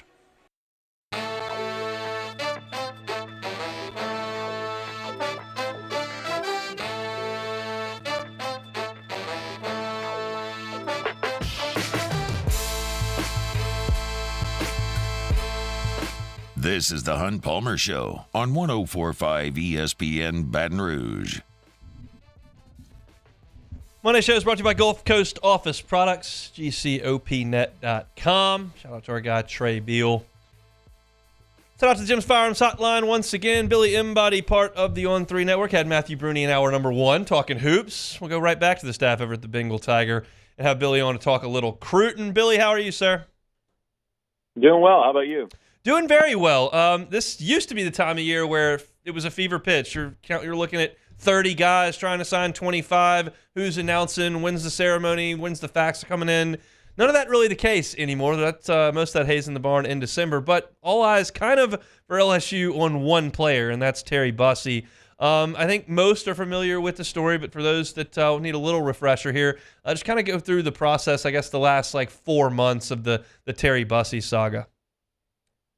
Yeah, a saga is a good way to put it. Terry's a really quiet young man who's been through a lot in his life and is from small East Texas town of Timpson. And over the summer, he was headed towards a college decision and was probably going to pick A&M then, and Texas A&M that is. And then he wanted to take it into the fall a little bit, take some official visits. And he took Alabama, he took LSU, and then ultimately at the end of September committed to the Aggies, kind of as a lot of people expected throughout the process. But LSU has really stuck with this one. Frank Wilson, Sherman Wilson are among the guys that have really stayed on him throughout, even with the coaching changes happening at LSU. And then Texas A&M had their coaching change, and they brought in a staff that had to restart kind of recruiting him for some of them, and then they kept some of the existing staff in different roles as well. And then Georgia has kind of popped up here late with Travaris Robinson leaving Alabama to go to Georgia. But really this appears right now to be a two-team race between LSU and Texas A&M. Georgia's in there, but there's not many people that think he ends up picking the dogs and going that far from home, especially. But he's one of the most explosive prospects in the country. I mean, this is the guy that ran a 10,800 meter earlier last spring now, and he ran it on a torn meniscus. And so he is a really tough kid too. He's lost his mom and his sister, and so they're not with us anymore, unfortunately. But he's really just kept a good attitude about his life and how hard he works at football and basketball. And he's got a lot of different people, I'm sure, pulling at him to make a decision here. And there's some thought that he might end up sticking with the Aggies, but LSU's certainly in there and trying to push here. You mentioned the explosiveness. I see him listed as an athlete by a lot of the services. What type of player is he, and where does he project on the field? Yeah, so he plays quarterback for Timpson, but also he did end up playing a little bit more in the secondary this year than even a lot of people thought. He did it all. I believe he ended up being Mr. Texas football, and I could be wrong, but he might have won it as a junior and a senior, which is pretty tough to do in that state. But so he's played all over for Timpson, and then ends up at the next level having the decision to make, probably between wide receiver and defensive back. And LSU has pitched him on playing anywhere in the secondary, nickel, safety, corner. He's actually a little bit bigger than people realize. He's probably about 195 pounds from what I heard, in a good way. And he's just built really well. So he can play any position in the secondary, which is what LSU would want him to do. And he's somebody that has played enough that he can probably factor in a little bit early on just with his athleticism. And I mean, I went and saw him in the playoffs a couple times this season, and he played a little bit of defense in both games. And I believe he had a pick six, or if not, it was a long interception return. He just read it, just quickly, just nabbed it and returned it. And so he's got some natural instincts when it comes to the secondary, but he's also somebody that has averaged 14.1 yards per carry his junior year. He's always making explosive plays with the ball in his hands. I think he set a state record for a state championship game for longest touchdown run in a state championship game. So we're tied at one of the two, but he's just a really impressive athlete. But for LSU, he's somebody that they see in the secondary.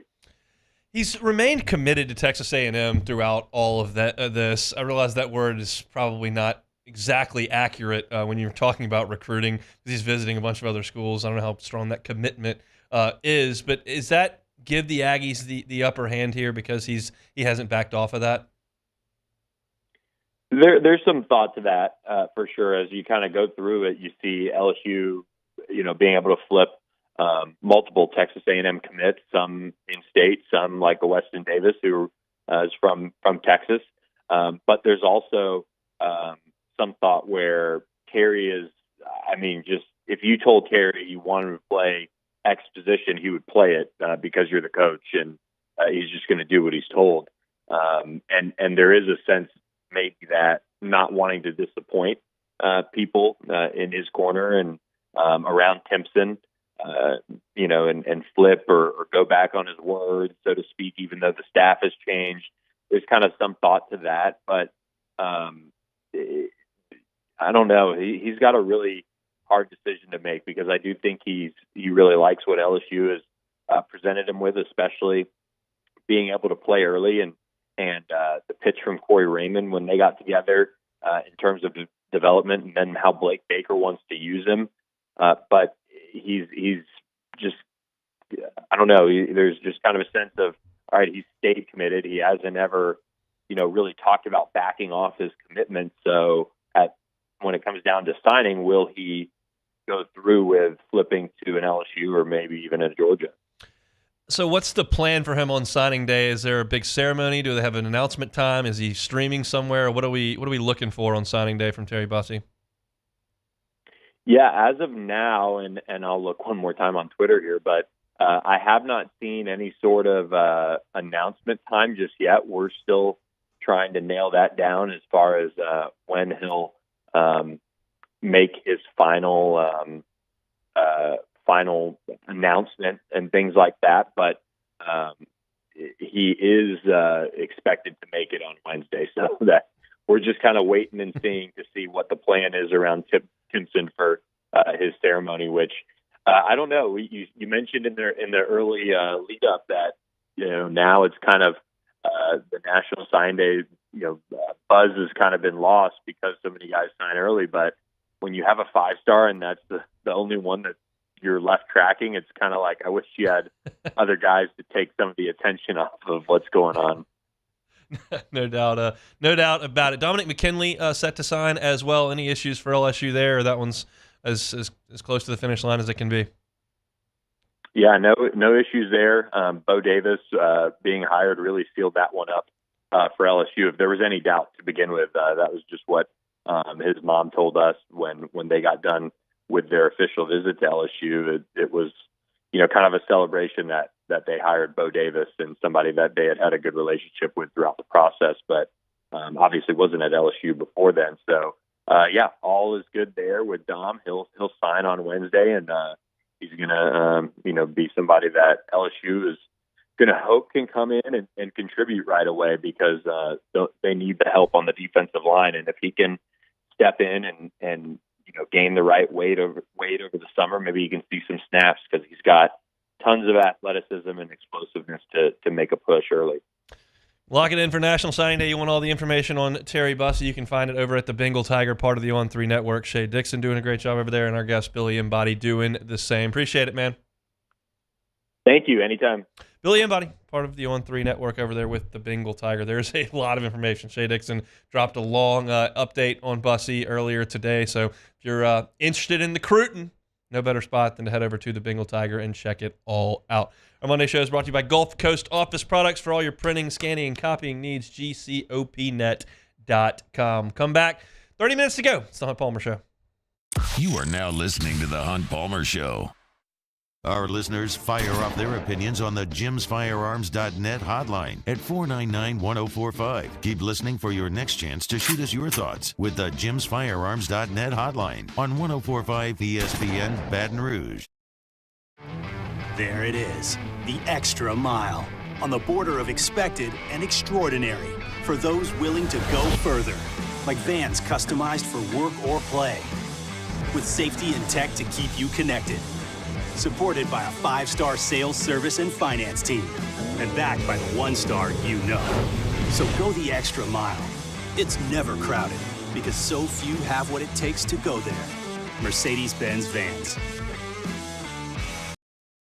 Join MMR and ignite your career today. MMR is the largest electrical and instrumentation contractor in the nation, and they're seeking talented individuals to join their team. For over 3 decades, they've been headquartered right here in Baton Rouge, and they have offices all around the globe. And MMR offers a tailored path for both professional and personal development, outstanding benefits, and a dynamic culture. So whether you're an intern, a seasoned pro, or you're just starting out, see what MMR can offer you. Apply at mmrgrp.com. It was a humid day,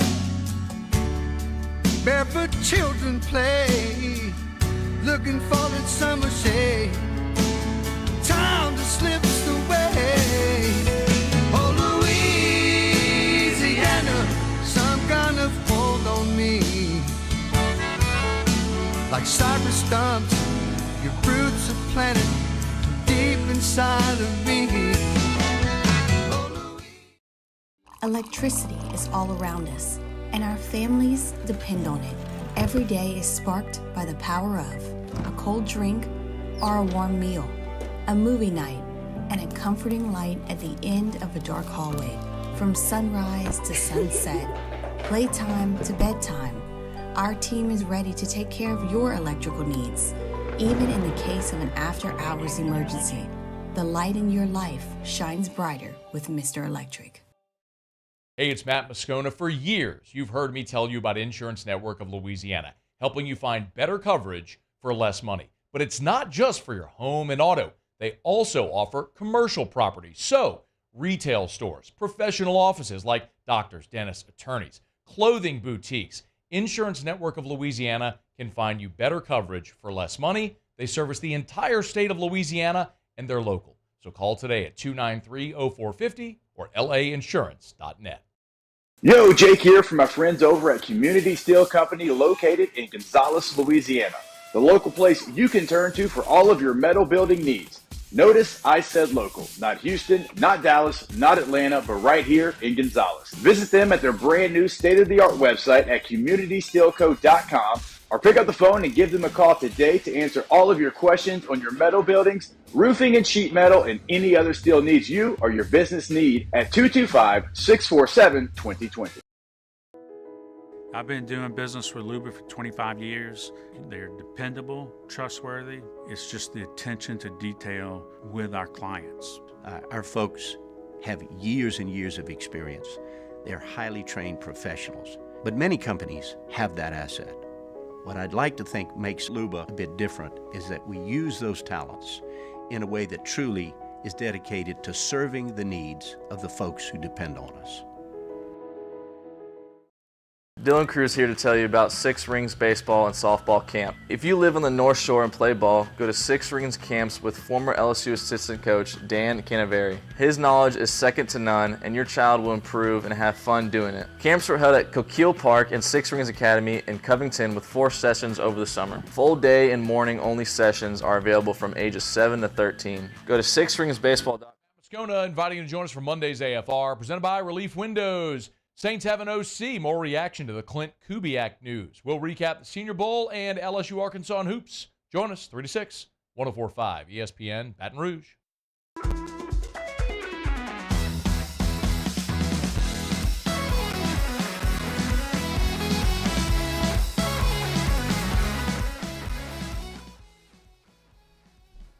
As the gladiators of the gridiron battle it out for football's biggest prize, you'll be battling it out for one of radio's biggest prizes. It's the 104.5 ESPN Baton Rouge Big Game Contest, where you could win $50,000 cash if your name is drawn from the pot and you've correctly guessed the final score of the game. Get your score guesses in now at 1045ESPN.com. You're listening to the Hunt Palmer Show on 104.5 ESPN Baton Rouge. A little bit of news just coming out from The Advocate. Wilson Alexander, who covers the football team for the folks over at The Advocate, reporting John Jancic no longer with the LSU football program after 2 years in some various roles. When Brian Kelly fired 4 defensive coaches back in early January, John Jancic and Bob Diaco remained on the defensive staff. And there was 1 year left on Jancic's contract, but The Advocate's reporting he's no longer with the team, which is a little interesting to me. Jancic was in the middle of all that that went on the defensive line when Jimmy Lindsey got sick, and then they had to move Jancic down there to coach a little bit in the defensive line, and then Pete Jenkins came down in there, and there were special teams roles that were needed to be carried out that Jancic was supposed to be involved in, and then Bob Diaco took those when Jancic went into defensive line. There was just a big reshuffling of the chairs there. And so I don't know what Jancic's role was going to be this year now that LSU has hired Bo Davis and you've got some defensive staffers there to coach every other position on the field. Could he be an analyst, guy that's breaking down film? I'm not sure. He was basically working, quote-unquote, out of position. This is not a guy who spent time on the defensive line in his career. He played defensive line at Grand Valley State, but in his coaching career, he's been a defensive coordinator at Wayne State, Hillsdale, Grand Valley State, Georgia, Cincinnati, Tennessee, Colorado State. Like, he's been a defensive coordinator a lot of different places. He coached linebackers at Georgia, coached defensive line at Central Michigan for 2 years, but basically, this is a guy who's been running a defense for the better part of 2 decades, not coaching the defensive line.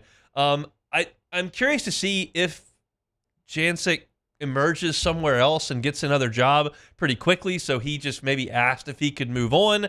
I'm curious at this point to part ways with a guy who had 1 year on his contract, who wasn't even a position coach, but that you thought was valuable enough to bring in the first place, just kind of feels a little bit odd. Maybe it's a situation where John Jancic maybe was, I'm speculating here wildly, who didn't like the fact that, they brought in a bunch of guys to do the work that he was doing. I have no idea. There are so many people working within a football office. So when I go in there during the football season to do my really quick assistant coach interview for the pregame show that I do, like, there are a million people in there, it seems like, opening up laptops, watching film. There's whiteboards everywhere. Like, there are a lot of moving pieces within a college football program. And obviously, Brian Kelly thought enough of John Jancic to bring him in. And same thing with Bob Diaco, guys he's worked with in the past that he wanted to come in that weren't necessarily position coaches, but were valued members of the staff. And it seems like Diaco is going to stick around for another year, but John Jancic is moving on. So you'll have Kevin Peoples coaching the edge rushers. Bo Davis will coach the defensive linemen, especially the interior guys. You got Blake Baker coaching the linebackers. You've got Corey Raymond back there in the secondary. And then Slade Nagel was brought in to be the special teams coordinator. So, look, you can have a lot of guys that are analysts that aren't coaching on the field, and certainly John Jancic would fit into that mold if he were sticking around. But LSU is moving on from him. And Wilson does report in this story that Bob Diaco, who was retained amid the changes last month, he writes, remained listed on LSU's updated online directory Monday, but his role would have to change if he stayed with the team. So we'll see if Bob Diaco is around or not. I'll tell you this. I met Bob Diaco to do my interview with him for the pregame show, talking a little bit of special teams. That guy has as much energy as I've ever seen in a person. I mean, the guy is just... He's beaming. He was asking me about my family and my kids. He never met me in his life. Like, usually when I take this interview with people, it is literally, I'm in their office for literally 3.5 minutes. I walk in, say, hey, Coach, how you doing? We'll be done real quick. I'm going to toss this to commercial. And we just start the interview. It's 2.5 minutes. I say thanks. I get out of there. And they get back to watching tape in the dark. Like, it is the fastest thing. Diaco pulled up a chair, was just chatting away. Like, it took me aback. It was very refreshing. I enjoyed it. It appears that he's still around. John Jancic, though, no longer with the football team after 2 years in various roads. It's curious timing, in my opinion, for that to happen. It would make a lot of sense if National Signing Day was the important thing. We were trying to keep a class together. Jancic's not a guy that's doing a lot of recruiting, and you've only got one guy that you're worried about signing. So it's an odd time. It will make sense to me if Jancic emerges as a position coach or even a defensive coordinator in the next 2 weeks somewhere else. But that's not really time for the football coaching carousel unless he's headed to the NFL. So it's a little bit surprising to me. Certainly, I don't think is a hugely impactful thing for the LSU football program to have John Jancic moving on. He's a guy who filled a number of roles over the last couple of years, but I'm a little bit curious at the timing of things. So our Monday show is brought to you by Gulf Coast Office Products. When I was talking with Trey Beal last week, he brought up an interesting point. Like, depending on what industry you're in, you need a copier that fits those needs. It's not something that I certainly would ever think of, but if you're in legal, you need the bigger sheets, bigger trays for bigger sheets of paper to write out on contracts. If you're in banking, you need a totally different type of thing. Hospitals, even if you're a broadcast company, we're here printing out sales proposals all the time. We need high quality paper that produces a high quality proposal because you got to be proud of the work you put out. So he takes that into account every time he visits a potential new client over at Gulf Coast Office Products. If you just kind of go to the next place and grab the first copier you see that looks to be within the budget, don't. Get one that's specialized for your vertical market. Trey Beal handles all kinds of vertical industries over at Gulf Coast Office Products. Check them out at gcopnet.com, gcopnet.com. That's Trey Beal, our friends over at Gulf Coast Office Products, bring you our Monday shows each and every week. We only got one segment to go here. I'm going to talk a little bit of LSU baseball, some of the things that I saw in the Friday scrimmage, and then we'll play some Take It or Leave It and get on down the road. Checking us out here on a Monday edition of the Hunt Palmer Show. The Hunt Palmer Show. ESPN Bet is now live in Louisiana as the official sportsbook of ESPN. ESPN Bet is the only place to find daily exclusives and offers with your favorite ESPN personalities and shows. I can promise you the next part of this read is true because I did it over the weekend. Sign up today and new users get $100 in bonus bets for making any sportsbook bet. It was easy. I logged in. I put $10 in my account. I bet Bama to beat Mississippi State on the money line. They were like a 9.5-point favorite. They did.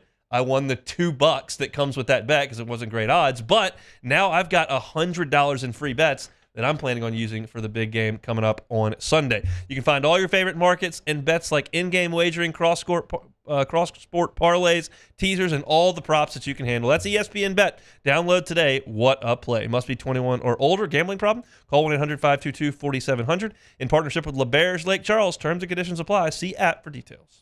In times of need, get a full list of phone numbers, websites, and other important emergency information on the Demco Stormwatch page at 1045ESPN.com.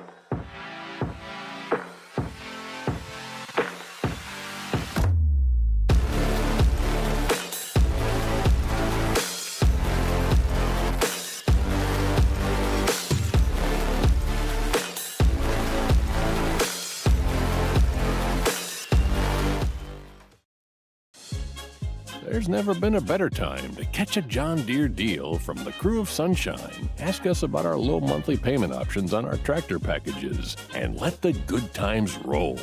With equipment strong enough to power one of the world's largest celebrations, we've got your needs covered too. Learn more about what it means to be powered by Sunshine at sunequip.com. Some restrictions apply. See dealer for details. Offer ends April 30th, 2024.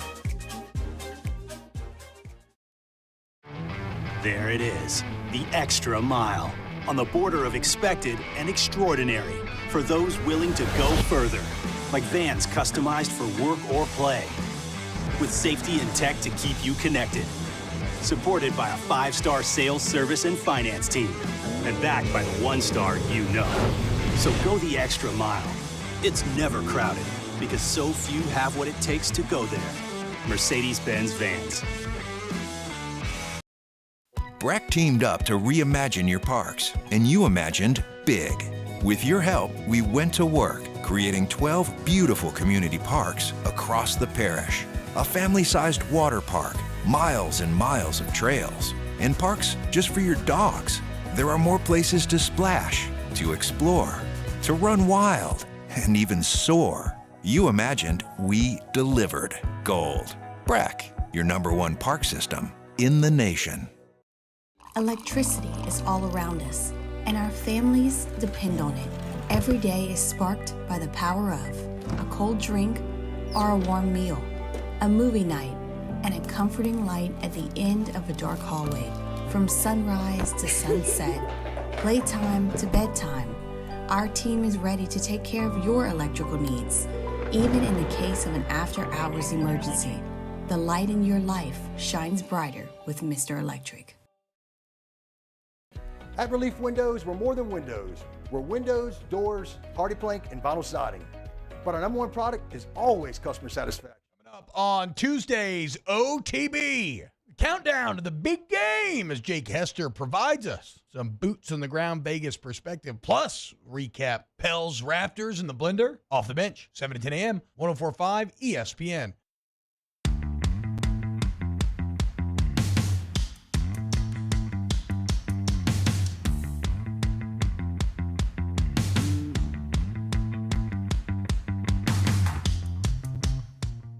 Your national championship LSU Tigers open up the 2024 season Friday, February 16th, and we'll be broadcasting live from the box from 7 to 10. Off the bench will be live from Championship Plaza. Then join Hunt, our own Mr. Hunt Palmer, for a special edition of the Hunt Palmer Show from noon to 2.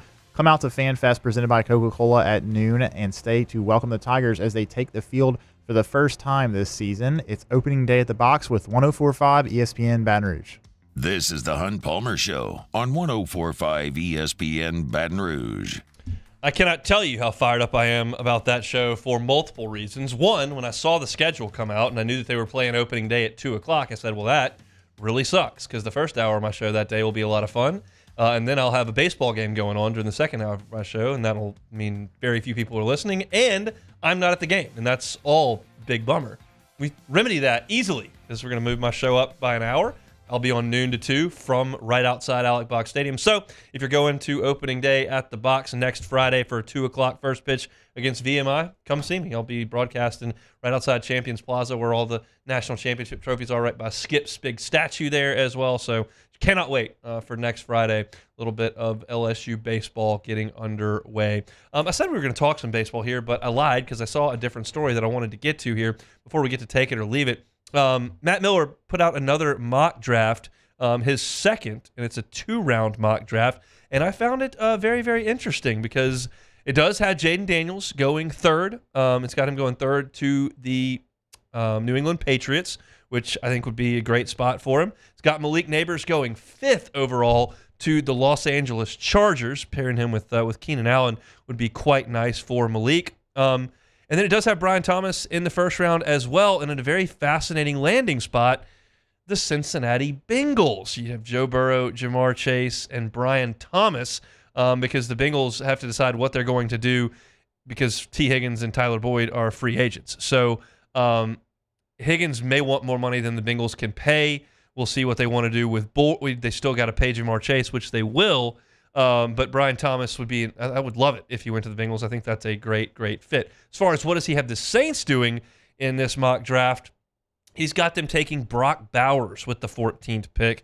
He writes, the Saints miss out on quarterbacks and top wide receivers in this scenario, but they land a legitimate top 10 talent in Bowers. Built in the mold of George Kittle or Sam Laporta, Bowers had 56 catches and 6 scores in 2013, and he left college with 26 career receiving touchdowns to go along with 5 rushing scores. 6'4", 240 pounds, great strength. He can block. His real value is in a middle-of-the-field receiver where he can just post up safeties and run past linebackers. I'm still of a mind that the Saints need to address their lines of scrimmage before they go, and I guess a tight end is technically on the line of scrimmage, but they need to beef up their lines on the offense and the defensive side before they go get pass-catching toys to play with, in my opinion. But Brock Bowers is a really good player, and I think there are probably a lot of people in New Orleans that would be really, really happy with Brock Bowers. Derek Carr would probably be one of them, quite frankly. But look, you got Juwan Johnson. I can't get on board with a pass catcher in the first round. You want to draft a projectable wide receiver in round 3, I'll try to get on board with it. You'll have to get a 3rd-round pick to do that. But I don't like tight end right off the top for the New Orleans Saints in this draft. Bowers is fun, but that's just not where my head is on this one. Everyone's still pegging Caleb Williams as the first pick in the draft and Drake May at number 2 to Washington. I'm hopeful that Jaden can make the move up. I talked myself into the fact that the Bears might take Jaden Daniels with the first pick in the draft, and I could have Jaden Daniels up there playing in a city that I love a ton and spend a little bit of time in when the Cubs play. So I was hopeful, but it just seems like everybody is saying that Caleb Williams is going to be that pick. That's not surprising at all in any way, shape, or form. I just was trying to wish it into existence. Doesn't seem like things are headed that direction. But if he goes to New England, that's a cool thing. It's a tough conference of quarterbacks that he'd be drafted into there. All right, that's it for our show today. Outside of one more order of business, just take it or leave it. All right, first one we have here. With the PGA Tour canceling the final round of the Pebble Beach Pro-Am and the NFL off, it was a huge Sunday for LIV Golf. Take it or leave it. I'll leave it. I don't think anybody knows where to watch LIV Golf. No. But there are people that are saying that it was a really big day for them because PGA Tour was off. It was Jon Rahm's debut, and the NFL wasn't on, so like a lot of people were apparently locked in. I don't know what country they were playing in. I have no idea. I think it was in Mexico. Mexico? Yeah. Great. Had no idea that was the case. And I don't know who won. I'm not sure, but I know Joaquin Niemann got a 2-stroke penalty for taking a 2-club drop instead of 1 and didn't even mark. He didn't. I didn't put think a club they had down. rules in LIV. I thought Yeah, you just do apparently whatever they you do want. actually. You blare music and everybody's drunk and throwing stuff, and it's really super fun. I didn't know you could get penalized in Live. I saw that Tyrrell Hatton and John Rahm are really yucking it up in the press conference because they can say bad words on TV and not get fined. So I guess if nobody's watching, it doesn't matter if you say it. It's not really against the rules. No, not a big Sunday for Live Golf. They're just running out the clock here until they figure out what the future of golf is, and nobody cares about it. All right. Next one here. I think this one is maybe have to do with a recent Hunt Palmer event. Bubble wrap pricing. Take it or leave it. I mean, I have to leave this. We went to Home Depot yesterday, and we got some things to help move. We got bubble wrap. One thing, I'm using my hands here, but it's probably 18 inches tall. And how much did you think that costs of bubble wrap? I don't know how long it is. It's this big that around. Thick? Yeah. It's this big around and it's this tall. I would say $60. Oh, back. $60 for bubble wrap? No, that's wrong. And it makes my hypothetical seem ridiculous. But I thought that was going to be like $4. Oh. It's bubble wrap. It was $17.50. Oh, okay. That's outrageous in this economy. I cannot be paying these prices. I mean, bubble wrap's really important. I would assume it's not super easy to make because you have to make the little hole. I mean, the little bubbles. We gotta have some kind of machine that can manufacture a crap ton of bubble wrap really fast. I guess so. $17.50. I mean, you gotta be kidding me. I'm sorry, Hunt, but that sounds like $17 isn't that much. I mean, I thought it was gonna be like $3. It's freaking plastic. I guess. I stand on this. The only thing on earth that is properly priced at this point are donuts. Donuts. You can go in there and get a lot of donuts for like $9. That's true. It's the only thing that is sustainable at this point. Everything else costs astronomical amounts. I cannot be paying $17.50 for a sleeve of bubble wrap. I found that to be offensive. All right, next one here. The Royals spent $288 million on Bobby Witt for an 11-year deal that can also extend for 14 years if they want it. They're more aggressive than the Cubs. I think that's an easy one. Take it or leave it. I got to take it. I'll take it. I mean, I'm trying not to be impatient here, but we are into February, and there are two proven hitting commodities on the market that the Cubs are not spending enough money to lure in at the moment. So if Jed waits it out and gets his guy or two, I will salute it. But at this point, I'm a little bit frustrated at the lack of progress at this point. That's fair to say. Yeah, I do. I agree. And I think it's also maybe similar kind of like to what the Saints situation was where they weren't getting an offensive coordinator and everybody's like, well, what's going on? Why are they taking so long? And they got Klint. They're going to get hopefully Klint Kubiak, as everyone expects, which I think is probably a really good, good choice and a good something that Saints fans can agree on. So let's just have some patience. It's for the Cubs, and we'll hope that they'll get someone. I'll try my best. It goes back to the deal. It's about the result, not the process. Yeah. If you get to the guy, it doesn't matter how you did it. I go back to this example all the time. Maybe the cleanest, most efficient, no rumors, no slip-up hiring I've ever saw in college football was when John Cohen got Joe Moorhead. Mullen left, and then immediately, a couple days later, they brought him to the set. It made a bunch of sense. The guy that had called plays at Penn State, they'd had a really good offense. Nobody got any rumors. It looked like a really efficiently, and it was a terrible hire. It was. And so you never know until you get there. And so hopefully the Cubs will get there, man. All right, we got one more after this, just to let you know. But this is the second to last one here. Taylor Swift won Album of the Year at the Grammys last night. What a shock! That I will say before we give you to ask if you want to take that or leave it. The thing that bothers me, I don't mind Taylor Swift. The thing that bothers me though was at the Grammys, I think she won 2 or 3. Every time she gets announced as a winner, she acts like she is shocked. Like she's never won Grammys before. Like she's never won Album of the Year before. I understand it's exciting and everything, but why are you acting like this is a surprise? I had that take when Rafa Nadal would win the French Open. Yeah, what are you dude. celebrating for? We already knew this was going to happen. Exactly. It's predetermined. But take it or leave it, Hunt. I'll take it. I'm sure it's a great album. Who else was up for Album of the Year? Do you have any idea? Yeah, I watched. Oh, great. I didn't actually, even know the Grammys were last night. A local guy, John Baptiste. He's a pretty good artist. Never heard of him, but I wish he would have won. Yeah, he was up. He was up for Album of the Year, and then I think SZA, who is a female artist, she was up. They had 8. I think it was 8 nominees. Other than that, I can't remember. But I knew she was going to win. Yeah, it's okay. But yeah, she was going to win. T Swift, she wins a lot of awards. She has a lot of fans. She does.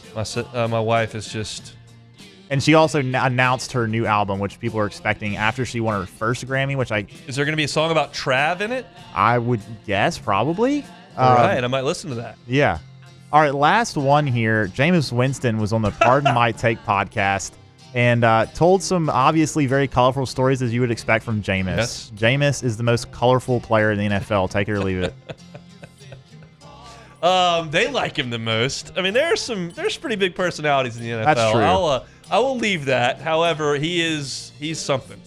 I can't take him seriously. I think he would be fun to like hang out with. I can't have him giving locker room speeches to my team. I can't take him serious. I think it works though. I mean, I don't want to hang out with Tom Brady. I think he's a little weird, and I don't really want to hang out with him. But I want him to run my football team. Jameis Winston's the exact opposite. He looks, when he starts giving like real serious speeches, he looks like a cartoon character. I guess because he's such a funny guy, or he's just very comical at times, that it's probably hard to take him seriously. So in a way, I understand that. Jabu wins. All right, that's it for Take It or Leave It. Our Monday show is brought to you by Gulf Coast Office Products. All your printer, scanner, copier needs. GCOPnet.com. Shout out to our guy, Trey Beal. Open up the show talking LSU, Arkansas, big win for the Tigers back on Saturday. A little bit more talk on the SEC later on in hour number 1, and Matthew Brune talking hoops as well. Mentioned the Saints hiring Gary Kubiak. That was the end of hour number 1. Musso came in and talked a little bit of baseball. We're going to do a sit-down, probably another... Klint Kubiak. What'd I say, Gary? Said Gary. They didn't hire him, Klint. Me and Musso are going to do a full baseball preview coming up later this week, so you'll be able to catch that. Catch all of our show on demand, 1045ESPN.com's on demand tab.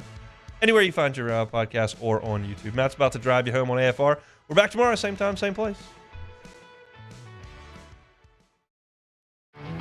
There it is, the extra mile, on the border of expected and extraordinary, for those willing to go further, like vans customized for work or play, with safety and tech to keep you connected, supported by a 5-star sales, service, and finance team, and backed by the 1-star you know. So go the extra mile. It's never crowded, because so few have what it takes to go there. Mercedes-Benz Vans. The Windsor Senior Living Community in Mandeville, Louisiana is a beautiful, vibrant apartment community geared towards seniors. They are nestled right in the heart of Mandeville, where seniors live a more carefree lifestyle in spacious apartments with the peace of mind that comes from having a little extra help. Call the Windsor at 985-624-8040 to schedule a lunch and tour. Come see how the Windsor can be your passport to peace of mind. Hey, it's Matt Moscona. For years, you've heard me tell you about Insurance Network of Louisiana, helping you find better coverage for less money. But it's not just for your home and auto. They also offer commercial properties. So, retail stores, professional offices like doctors, dentists, attorneys, clothing boutiques. Insurance Network of Louisiana can find you better coverage for less money. They service the entire state of Louisiana, and they're local. So call today at 293-0450 or lainsurance.net. Yo, Jake here from my friends over at Community Steel Company located in Gonzales, Louisiana. The local place you can turn to for all of your metal building needs. Notice I said local, not Houston, not Dallas, not Atlanta, but right here in Gonzales. Visit them at their brand new state-of-the-art website at communitysteelco.com or pick up the phone and give them a call today to answer all of your questions on your metal buildings, roofing and sheet metal, and any other steel needs you or your business need at 225-647-2020. I've been doing business with Luba for 25 years. They're dependable, trustworthy. It's just the attention to detail with our clients. Our folks have years and years of experience. They're highly trained professionals, but many companies have that asset. What I'd like to think